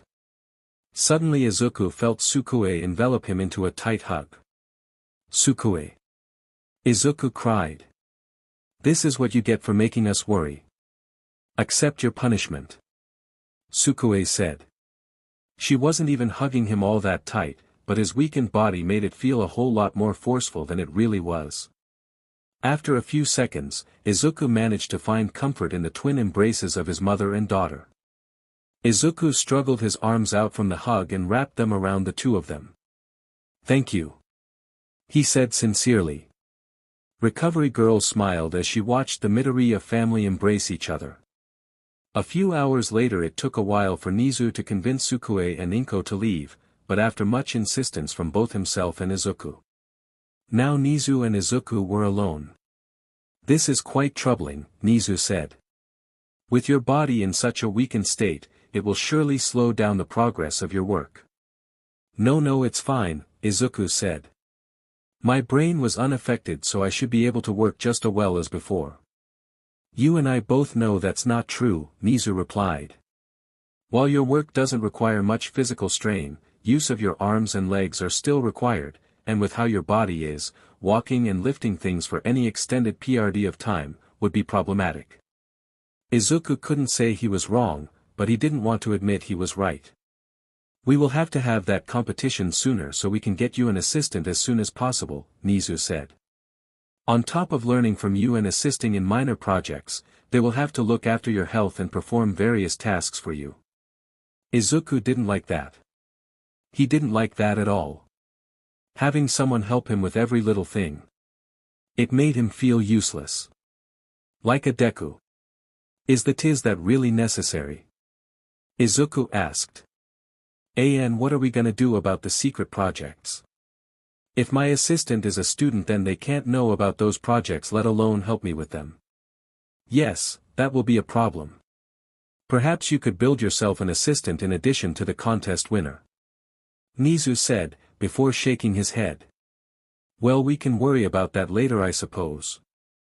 For now, you'll be taking a few days off so you can recover, and no, this is not optional. Recovery Girl will bring you a wheelchair so you can move around, please don't overexert yourself. Yes, sir, Izuku said. Nizu nodded and walked out of the room, leaving Izuku to think. Build an assistant, Izuku muttered before his eyes widened with realization. Later that night, Nizu walked into Izuku's workshop to see Izuku doing exactly what he expected him to be doing. Working, hunched over a table trying to draw up some blueprints, although due to his weakened body the sketches were not very good. Midoriya. I told you that your days off were not optional. Nizu reminded, this is a personal project, Izuku said, not turning away from his work. You said I could build my own assistant. So I am. In a manner of speaking. Nizu walked up to Izuku's table and hopped up on it so he could see what was on the blueprints. Ah. I see. Nizu said, before hopping back down. Very clever, Midoriya, please continue. Thank you, sir. Izuku said, before going back to focusing on his blueprints. A day later, after classes were done, a good amount of students gathered around Sukue, with one question on their minds. Did your dad wake up yet? Ochiko asked her friend with concern. Yup. He's fully awake and out of the medical wing. Sukue happily reported. Yeah, all right. Said Mina and Kaminari. I am glad to hear that your father is well. Ida said. Same, Todoroki said from his seat. Hey, we should pay him a visit. Mina suggested. That sounds great. But not all of us should go at once. Sukue suggested. Dad's body was weakened after the accident. He can't even really walk right now. Ach.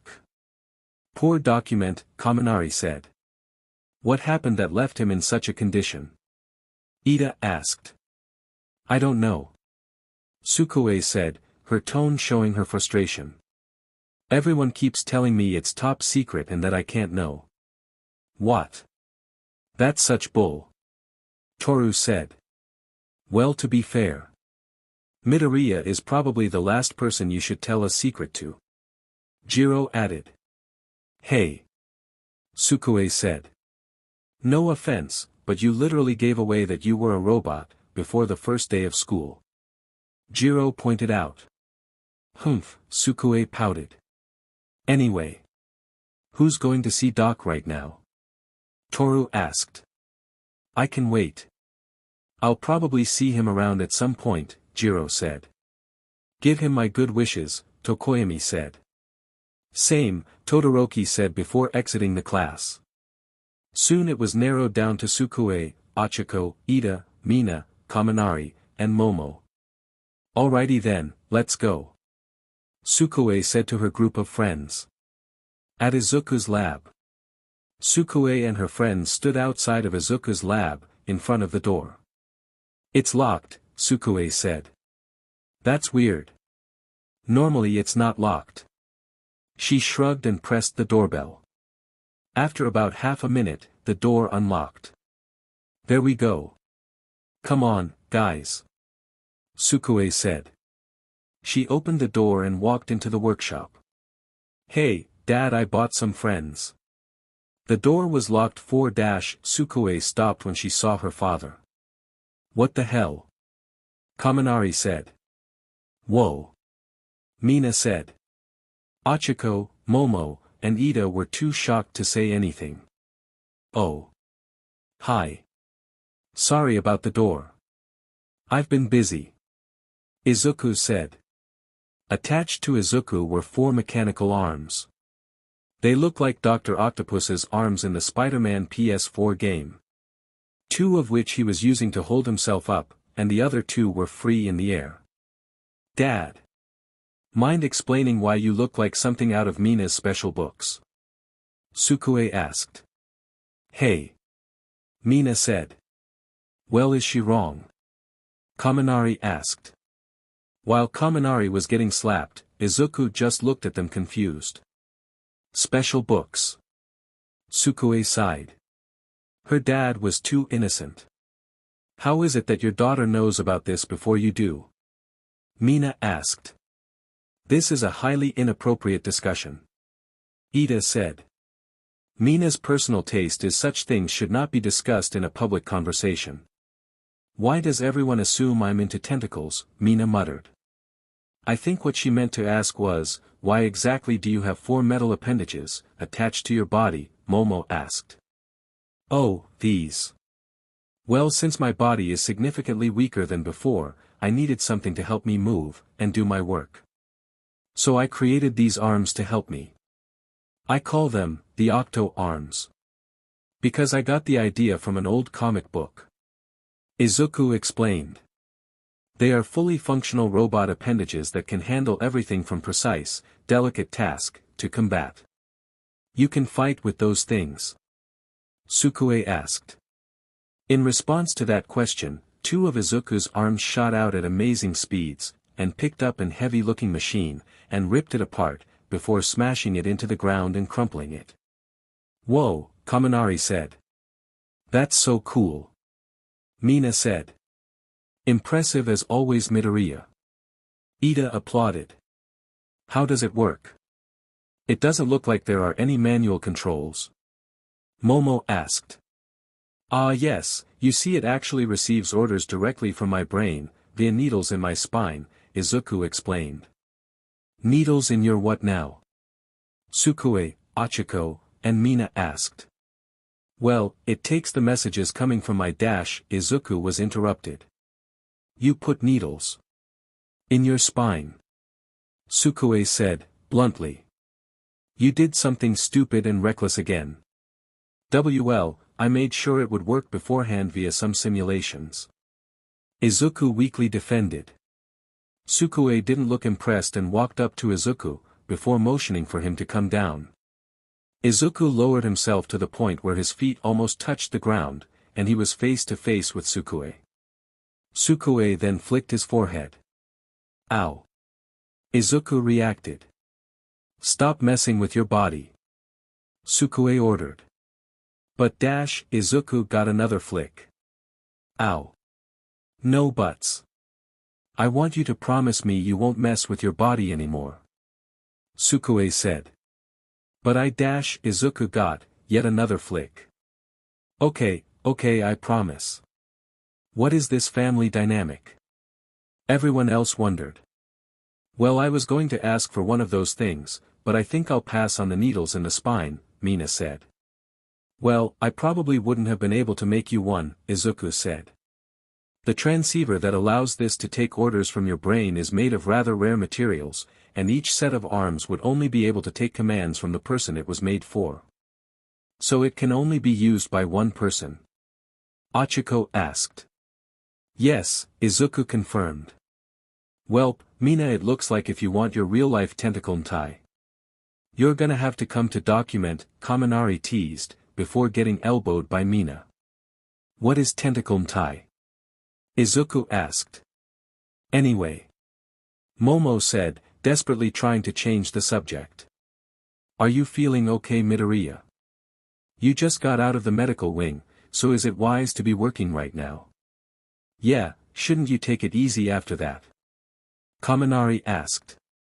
I agree. After being in a coma you should be resting. Ida said, with Ochako nodding in agreement. Happiness surged in Izuku's chest, never in his life had this many people cared about him. It just warmed his heart. And made his face scrunch up. Why did your face get all gross? Ochako asked. I'm fine.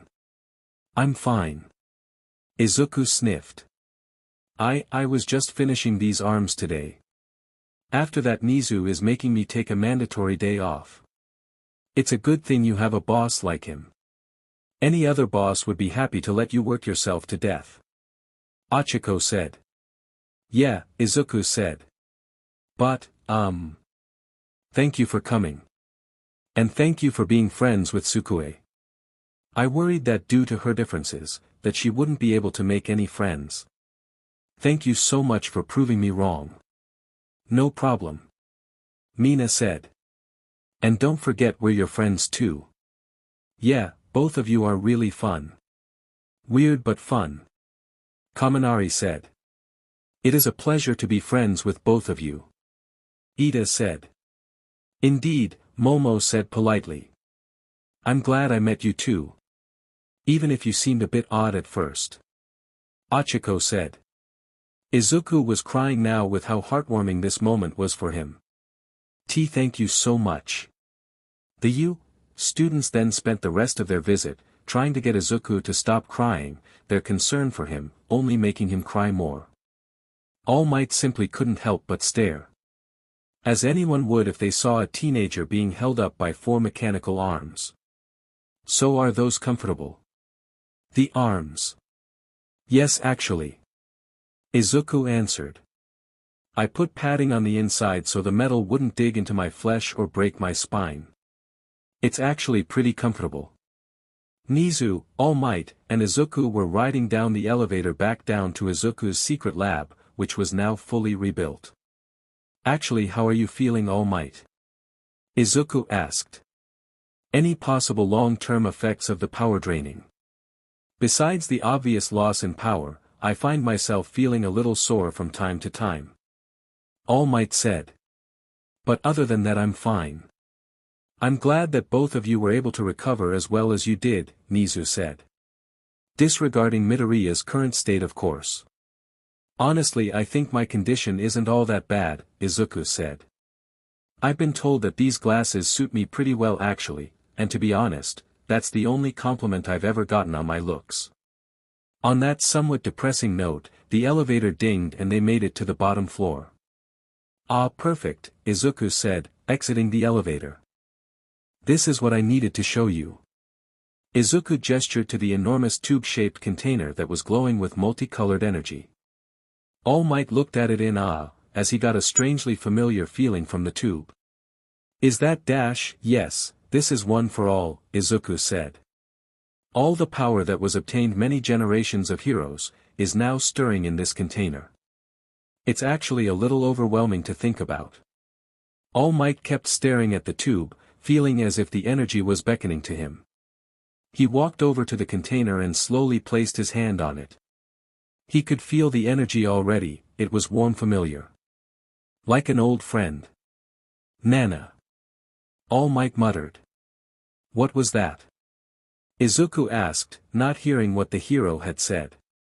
Nothing. All Might lied. It's just this energy, it feels alive almost. Well, that's because it is, Izuku said. Both All Might and Nizu gave Izuku a shocked expression, although it was hard to tell with Nizu. Well, it's not alive in a human, or Nizu sense, but rather in a robotic sense, and not like Sukui robotic, but more like an AI, in a movie, Izuku said. It even has something like programming and directives. Would you mind explaining a little more about those? Nizu asked. Well, I haven't figured out everything since I only just figured out how to look into One for All's biodata, Izuku explained. But there are a few things I have looked into. Firstly, the reason for the lab accident is because One for All was actively resisting the extraction. But One for All has never resisted transfer before. All Might pointed out. Yes, but this wasn't a transfer into an organic host. This was an extraction into a mechanical container. Izuku clarified. The quirk semi-sentients fought against the unnatural transfer into an artificial vessel. And so it not only attempted to cling on to All Might, but it also made a last-ditch effort to jump into another vessel. You're referring to yourself, Nizu said. What? All Might said, barely understanding any of this. You are correct, Izuku said. I was, for a few seconds, the ninth wielder of One for All. Or rather, the 8.5 wielder. What? All Might shouted, now very bewildered. Interesting, Nizu said. Does this happen to have to do with your body's weakened state? Well, I don't have any confirmation of that, but that's probably the case, Izuku said. Although I do have a theory on why that happened. Please explain. Nizu urged. Well, you know how All Might deflated after his fight with All for One? Izuku asked, getting a nod from the two heroes. And you know how we explained that by saying that it was because of the surgery even though that didn't make any sense. What do you mean it doesn't make any sense? All Might asked. Yagi, you can't just lose muscle mass like that after a couple of surgeries, and even if you could, you would have lost a lot of things within that muscle mass, like nerve endings and veins, also your bones might not even fit in your body, Nizu said. By all means what happened to you is a complete mystery. We just shrugged it off and said it was the surgery because we didn't have any explanation for it. Yes, that is correct, I also found it curious how he manages to regain his buff form. Izuku continued. Oh, that's easy, it's just like those people you see at the pool who try to make their fat look like muscle. All Might explained. Izuku raised an eyebrow. Well, firstly I'm not even sure if that works. And secondly, that would be a redistribution of weight. You don't have any weight to redistribute, you're literally creating muscle out of nothing. Which should be impossible unless you have a quirk that allows you to do that. Oh. All Might said. I feel really dumb right now. So all these questions lead me to another question, Izuku said. Where does One for All get its power? There was a short pause as both Nizu and All Might considered the question. They both knew that One for All gained its power after transferring from user to user, but neither of them knew exactly where that power came from. Nizu had wondered about it a few times, but could never come up with an answer. Seeing as the two were stumped, Izuku continued. One for All gains power as it goes from user to user, meaning that either the users are somehow generating power for the quirk, or it's stealing power from them. Interesting, Nizu said, finally starting to get it. So you think that One for All is taking power from each user and giving it to the next user?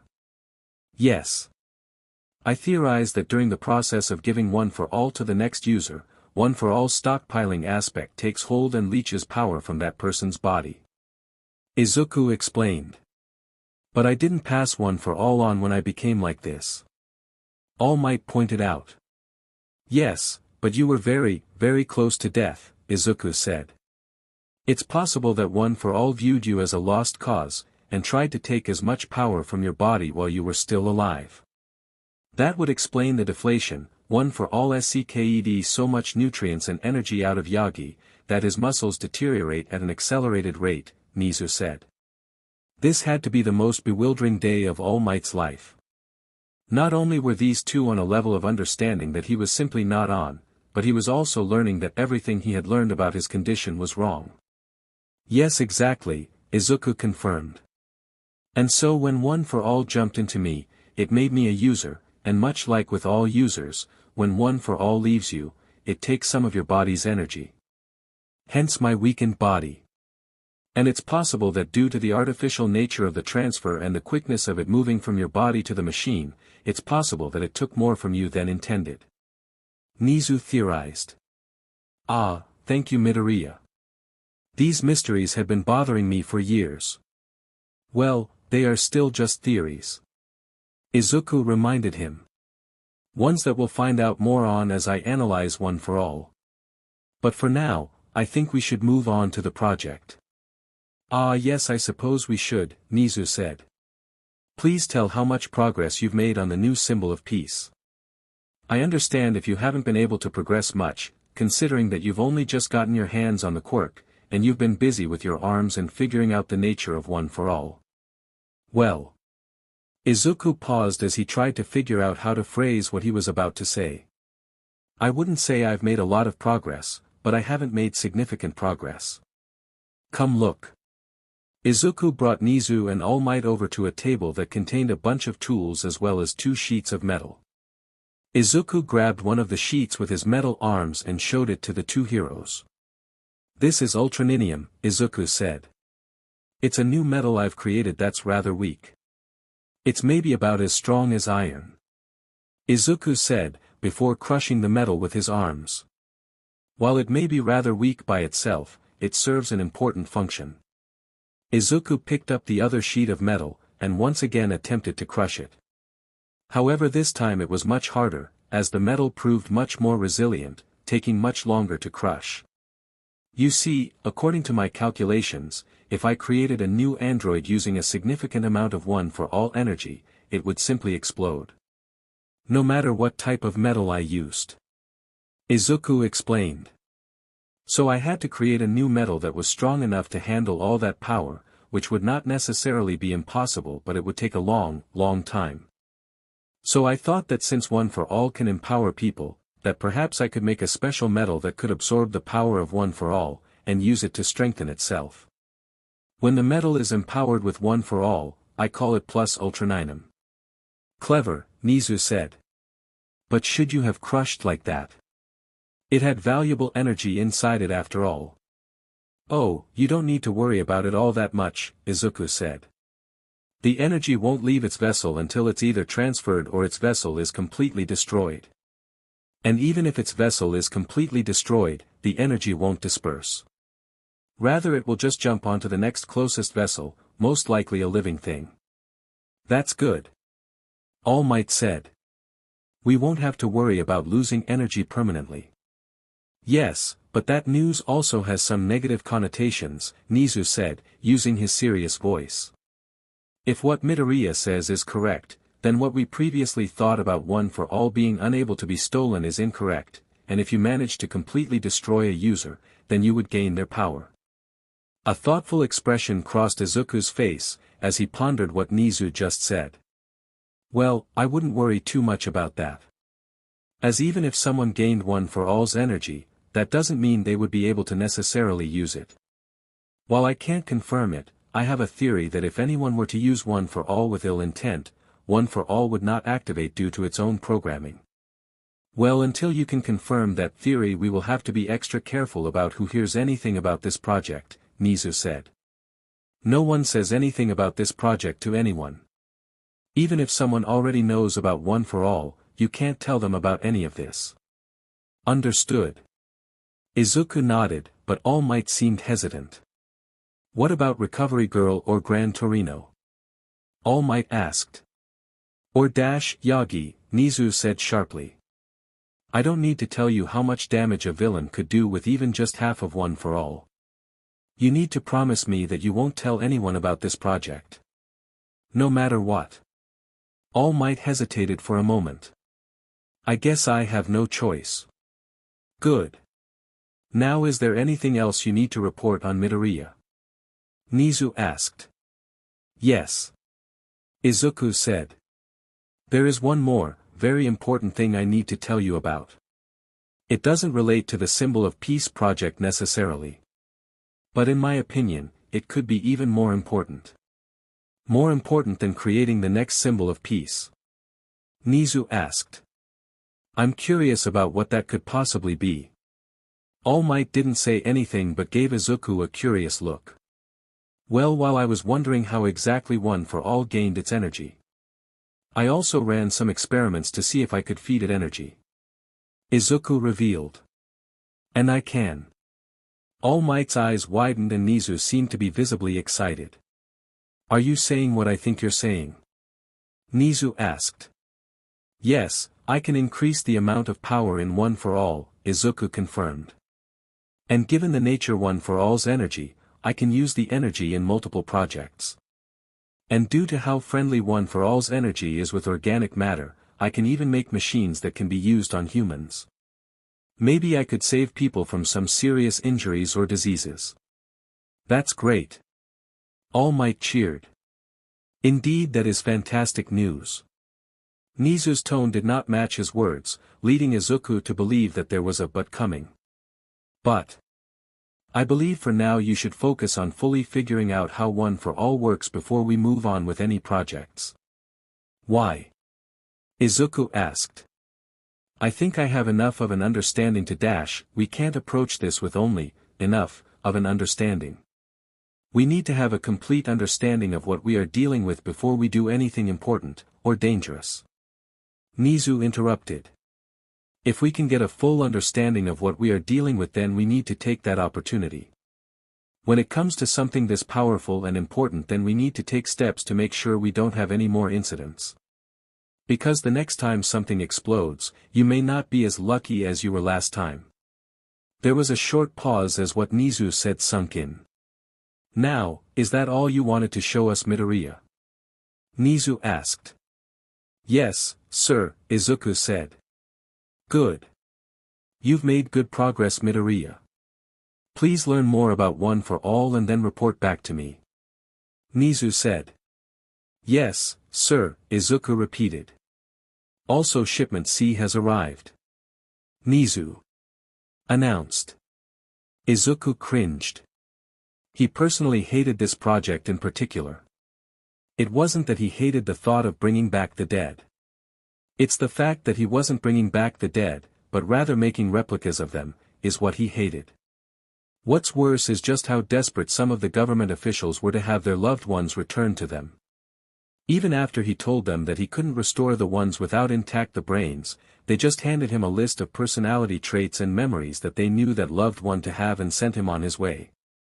Fully disregarding the fact that what they gave him was not enough to make a full android. Izuku sighed. Even so, I need to start production. When I get the bodies, I can just get them into the automatic system and then I don't have to look at them again. Just need to start production. Thank you, sir, I'll begin production as soon as I can, Izuku said. What's Shipment C? All Might asked. Nothing you need to be concerned about. Nizu dismissed.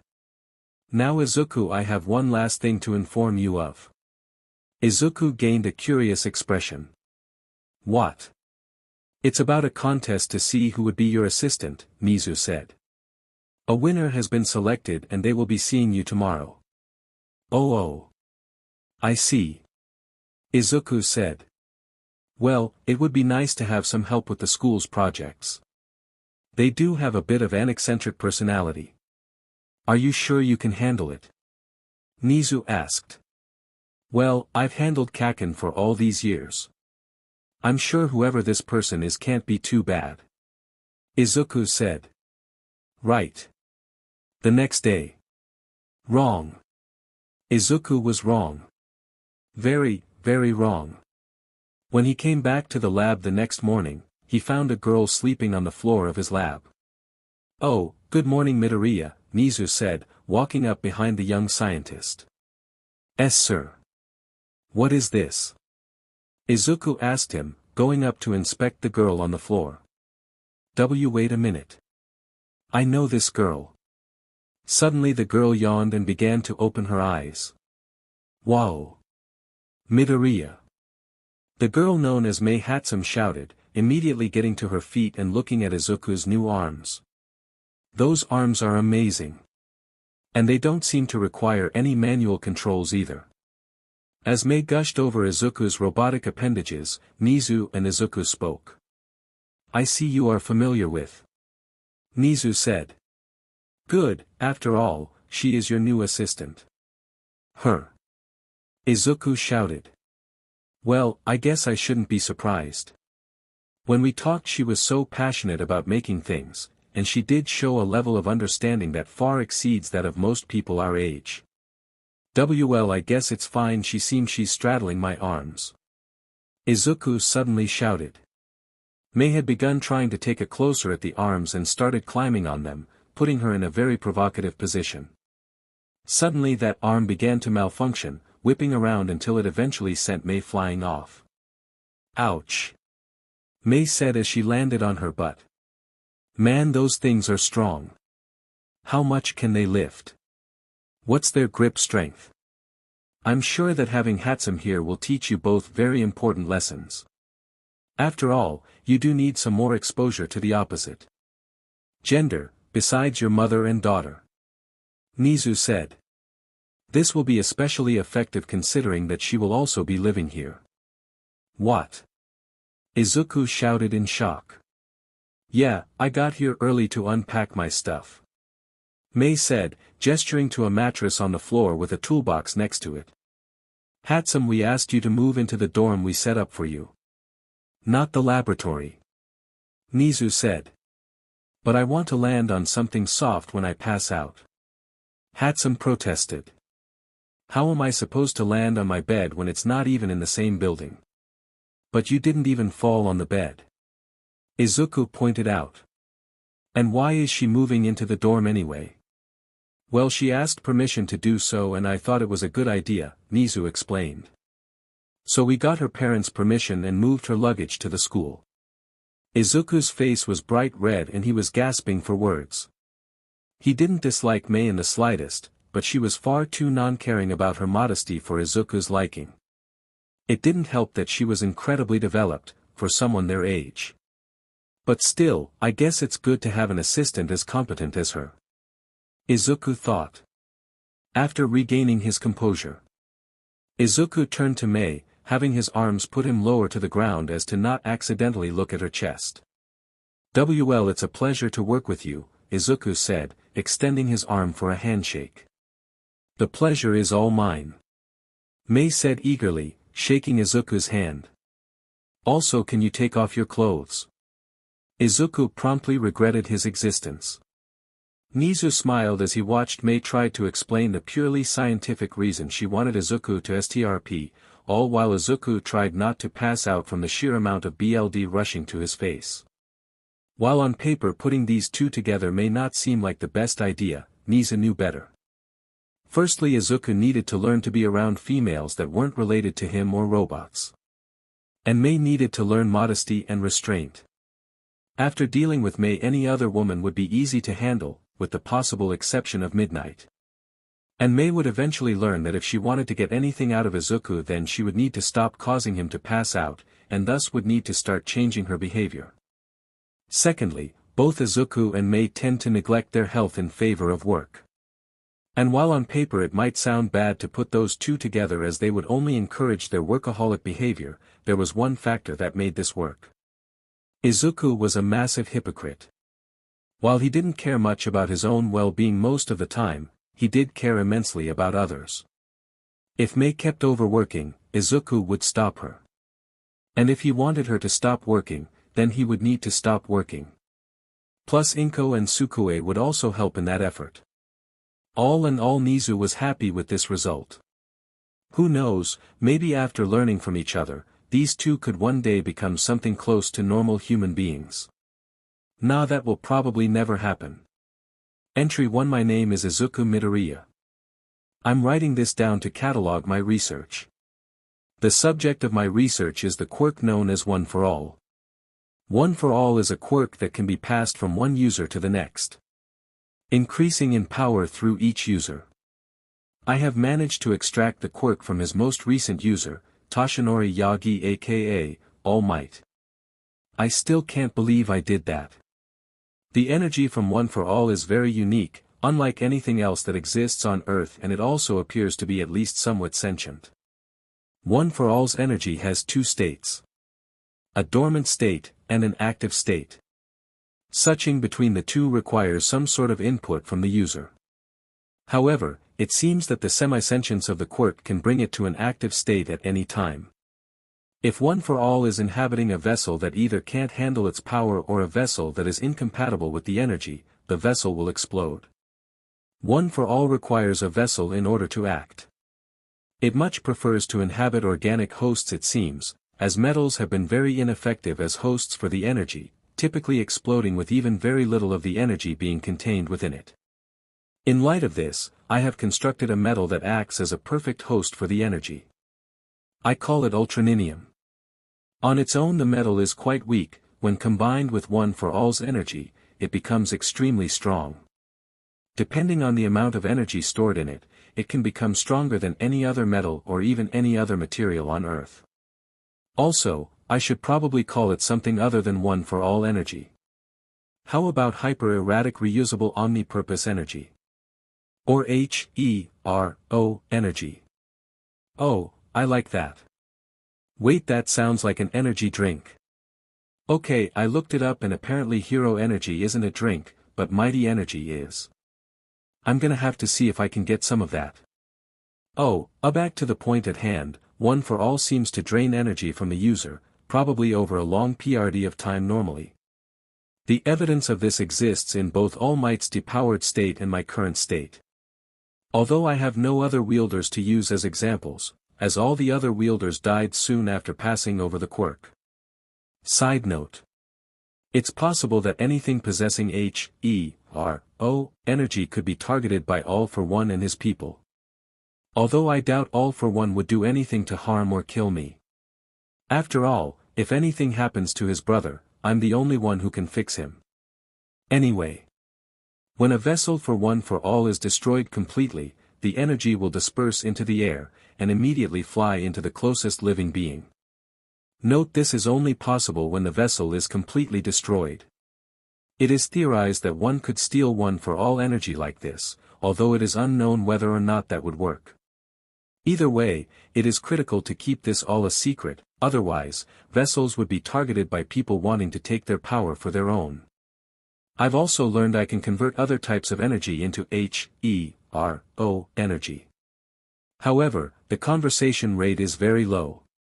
To put it simply, if you try to convert a battery's power into HERO energy, you'll get approximately 1/8 of the power that was in the battery. It's possible that converting power from organic materials or living beings would produce better results. That is all I know currently. I must learn more about this before I'm allowed to continue on with any projects using the energy. Right now this is my top priority. Entry 2. So after procuring some lab rats, and Nizu ensured that they were rats rather than mice, I've been able to further my test. Firstly, I can confirm the HERO energy's sentience. When I was destroying some plus ultranium to release the energy, I put a rat in front of the PU, and some ultraninium behind the rat. And when the PU was destroyed, rather than going into the rat, it went into the ultraninium. Rats make a poor host for HERO energy on their own, exploding if they receive above 2% energy. At first, I believed this was the reason it chose to go into the metal rather than the rat, despite it seeming to prefer living beings. However, even after destroying some PU that only contained 2%, it still went into ultraninium rather than the rat. My theory is that the energy decided that a rat would be a poor host in general, and choose the metal instead, meaning that the energy possesses a sentience complex enough to judge its user's suitability. If this is true, then maybe we won't need to worry about it being stolen after all. Although I can't fully test this without having a human test subject. I've also constructed a Device that can test how much HERO energy something can take before exploding. It should be a useful tool for the future. Lastly, I've also confirmed two more things about where One for All draws its power. After removing the HERO energy from the rats, they were significantly weaker, getting sick and dying soon after due to a weaker immune system. So it seems my theory about One for All drawing energy from its user is correct. Another thing that confirmed my theory, as well as confirming another theory I had, is my experiments on cadavers.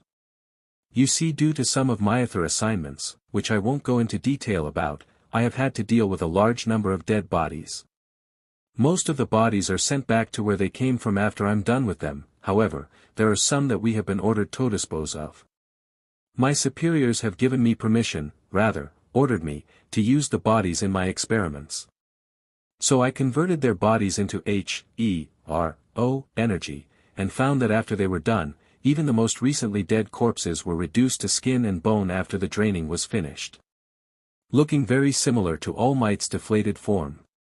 These corpses have also provided a significant amount of energy. Overall, one body produces about a car battery's worth of energy. Confirming that organic energy converts much better into HERO energy. I have now been ordered to turn all the bodies we've been asked to dispose of, into HERO energy, before disposing of them. This feels wrong. But this energy can be used to do so much. I'm sorry. Entry 3. So I've already completed the biomechanical HERO energy improvements. I've replaced some of the rat's body parts with cybernetics, made of plus ultraninium. This increased their capacity for HERO energy by 5%. While it's not much, I suspect that doing this to a human would increase their HERO energy capacity by a far more impressive number. I've also been attempting to use HERO energy on a purely robotic host, making small robots using plus ultraninium. The first few times I tried it, I couldn't get it to go into its active state. The next few times they exploded immediately. However, after a few more attempts, I managed to get it to work. Controlling it, on the other hand, was far more difficult. It seemed like it didn't want to exist, as it tried its best to destroy itself before eventually exploding. My guess is that the energy dislikes being inside artificial vessels. I think my next priority is to try and find a way to interact with the consciousness of One for All. Entry 6. I've had a breakthrough. I've finally managed to break into the inner consciousness of One for All, and it is amazing. It's like a whole other cognitive world in there, filled with memories, thoughts, and feelings of their previous users. All Might, Nana Shimura, and all the other wielders' memories are stored here. Even some of the rats' memories are in here. It seems that One for All has used these memories, as a kind of basis for its sentence, trying to fulfill the will of its wielders. To clarify, it's not alive, it's like a robot, the regular kind, not like Sukue, using the wishes and desires of its dead wielders as programming. This opens up so much. The possibilities with this alone are seemingly endless. In theory, you could connect someone's mind to this network and look through their memories. And if it's possible to tamper with the programming, then you could potentially change a person's memories, or even their personality. That's a scary thought. Another reason we can't let get out. Anyways, I'm going to explore this. Perhaps I can get rid of its hatred of artificial hosts. Entry 9. My research has progressed quickly. Maybe a bit too quickly. Principal Nizu has already ordered us to begin human testing. Apparently, the higher-ups are very adamant about it after all the research I've done. Of course, we have to find a willing test subject. One that's worthy of having the power these experiments will bring. Nizu had started discreetly searching for candidates and has tasked me with a way of sorting them.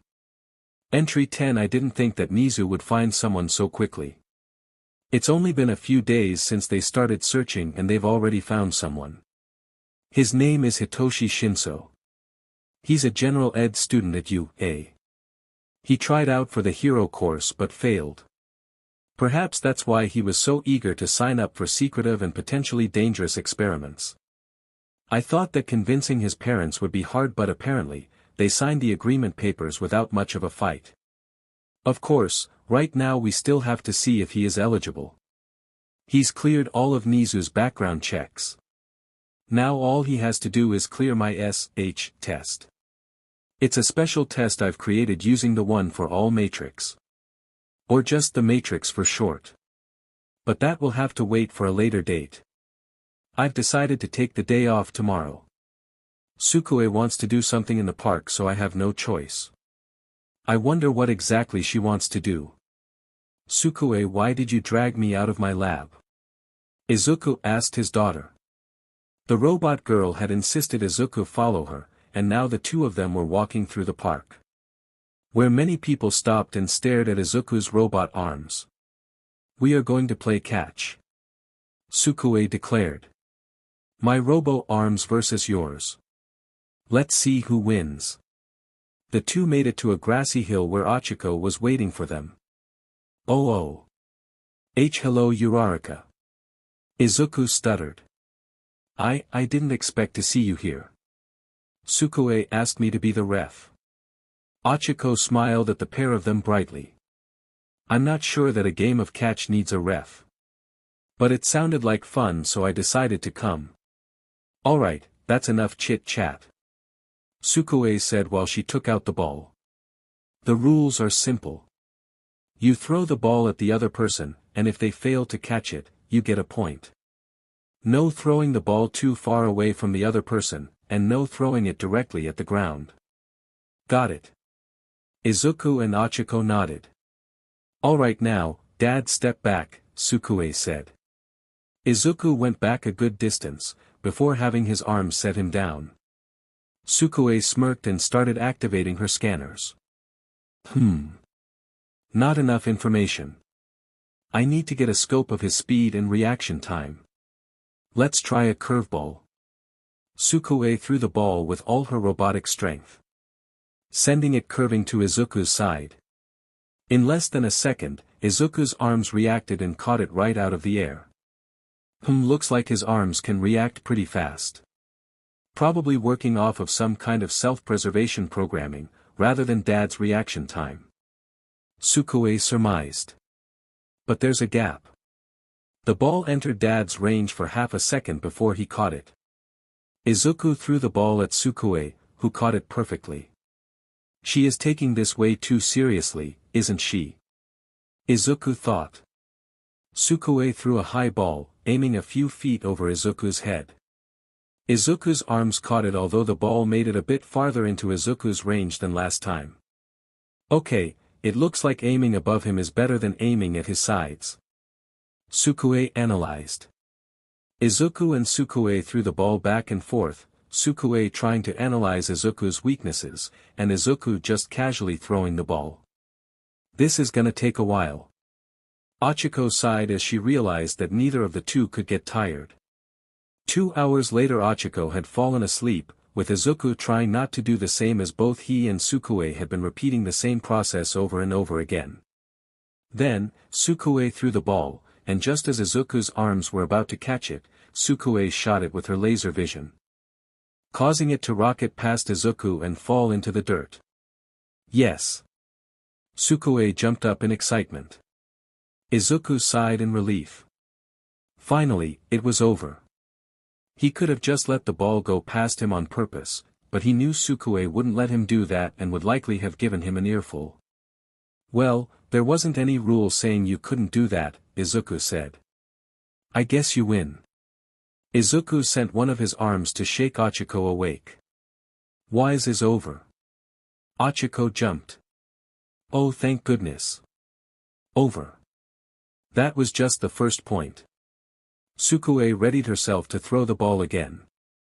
We're going up to 10. Izuku and Ochako stared at her for a moment, before they looked at each other, and then back at her. Nope. They said in unison. Izuku picked Sukue up with his arms. Hey. Sukue protested, I'm so sorry about this, Uraraka. Izuku apologized. I swear I'll make it up to you. Uraraka was about to say don't worry about it when an idea entered her mind. Well, how about we all go for Machi? Achiko knew that the Midoriyas, excluding Inko, desperately needed social interaction. And if she could give them that while also getting some delicious Machi, then she could call this a good day. Oh okay, Izuku said. I have more than enough money on me to get some for everyone. Oh, you don't have to pay for me, Achiko said.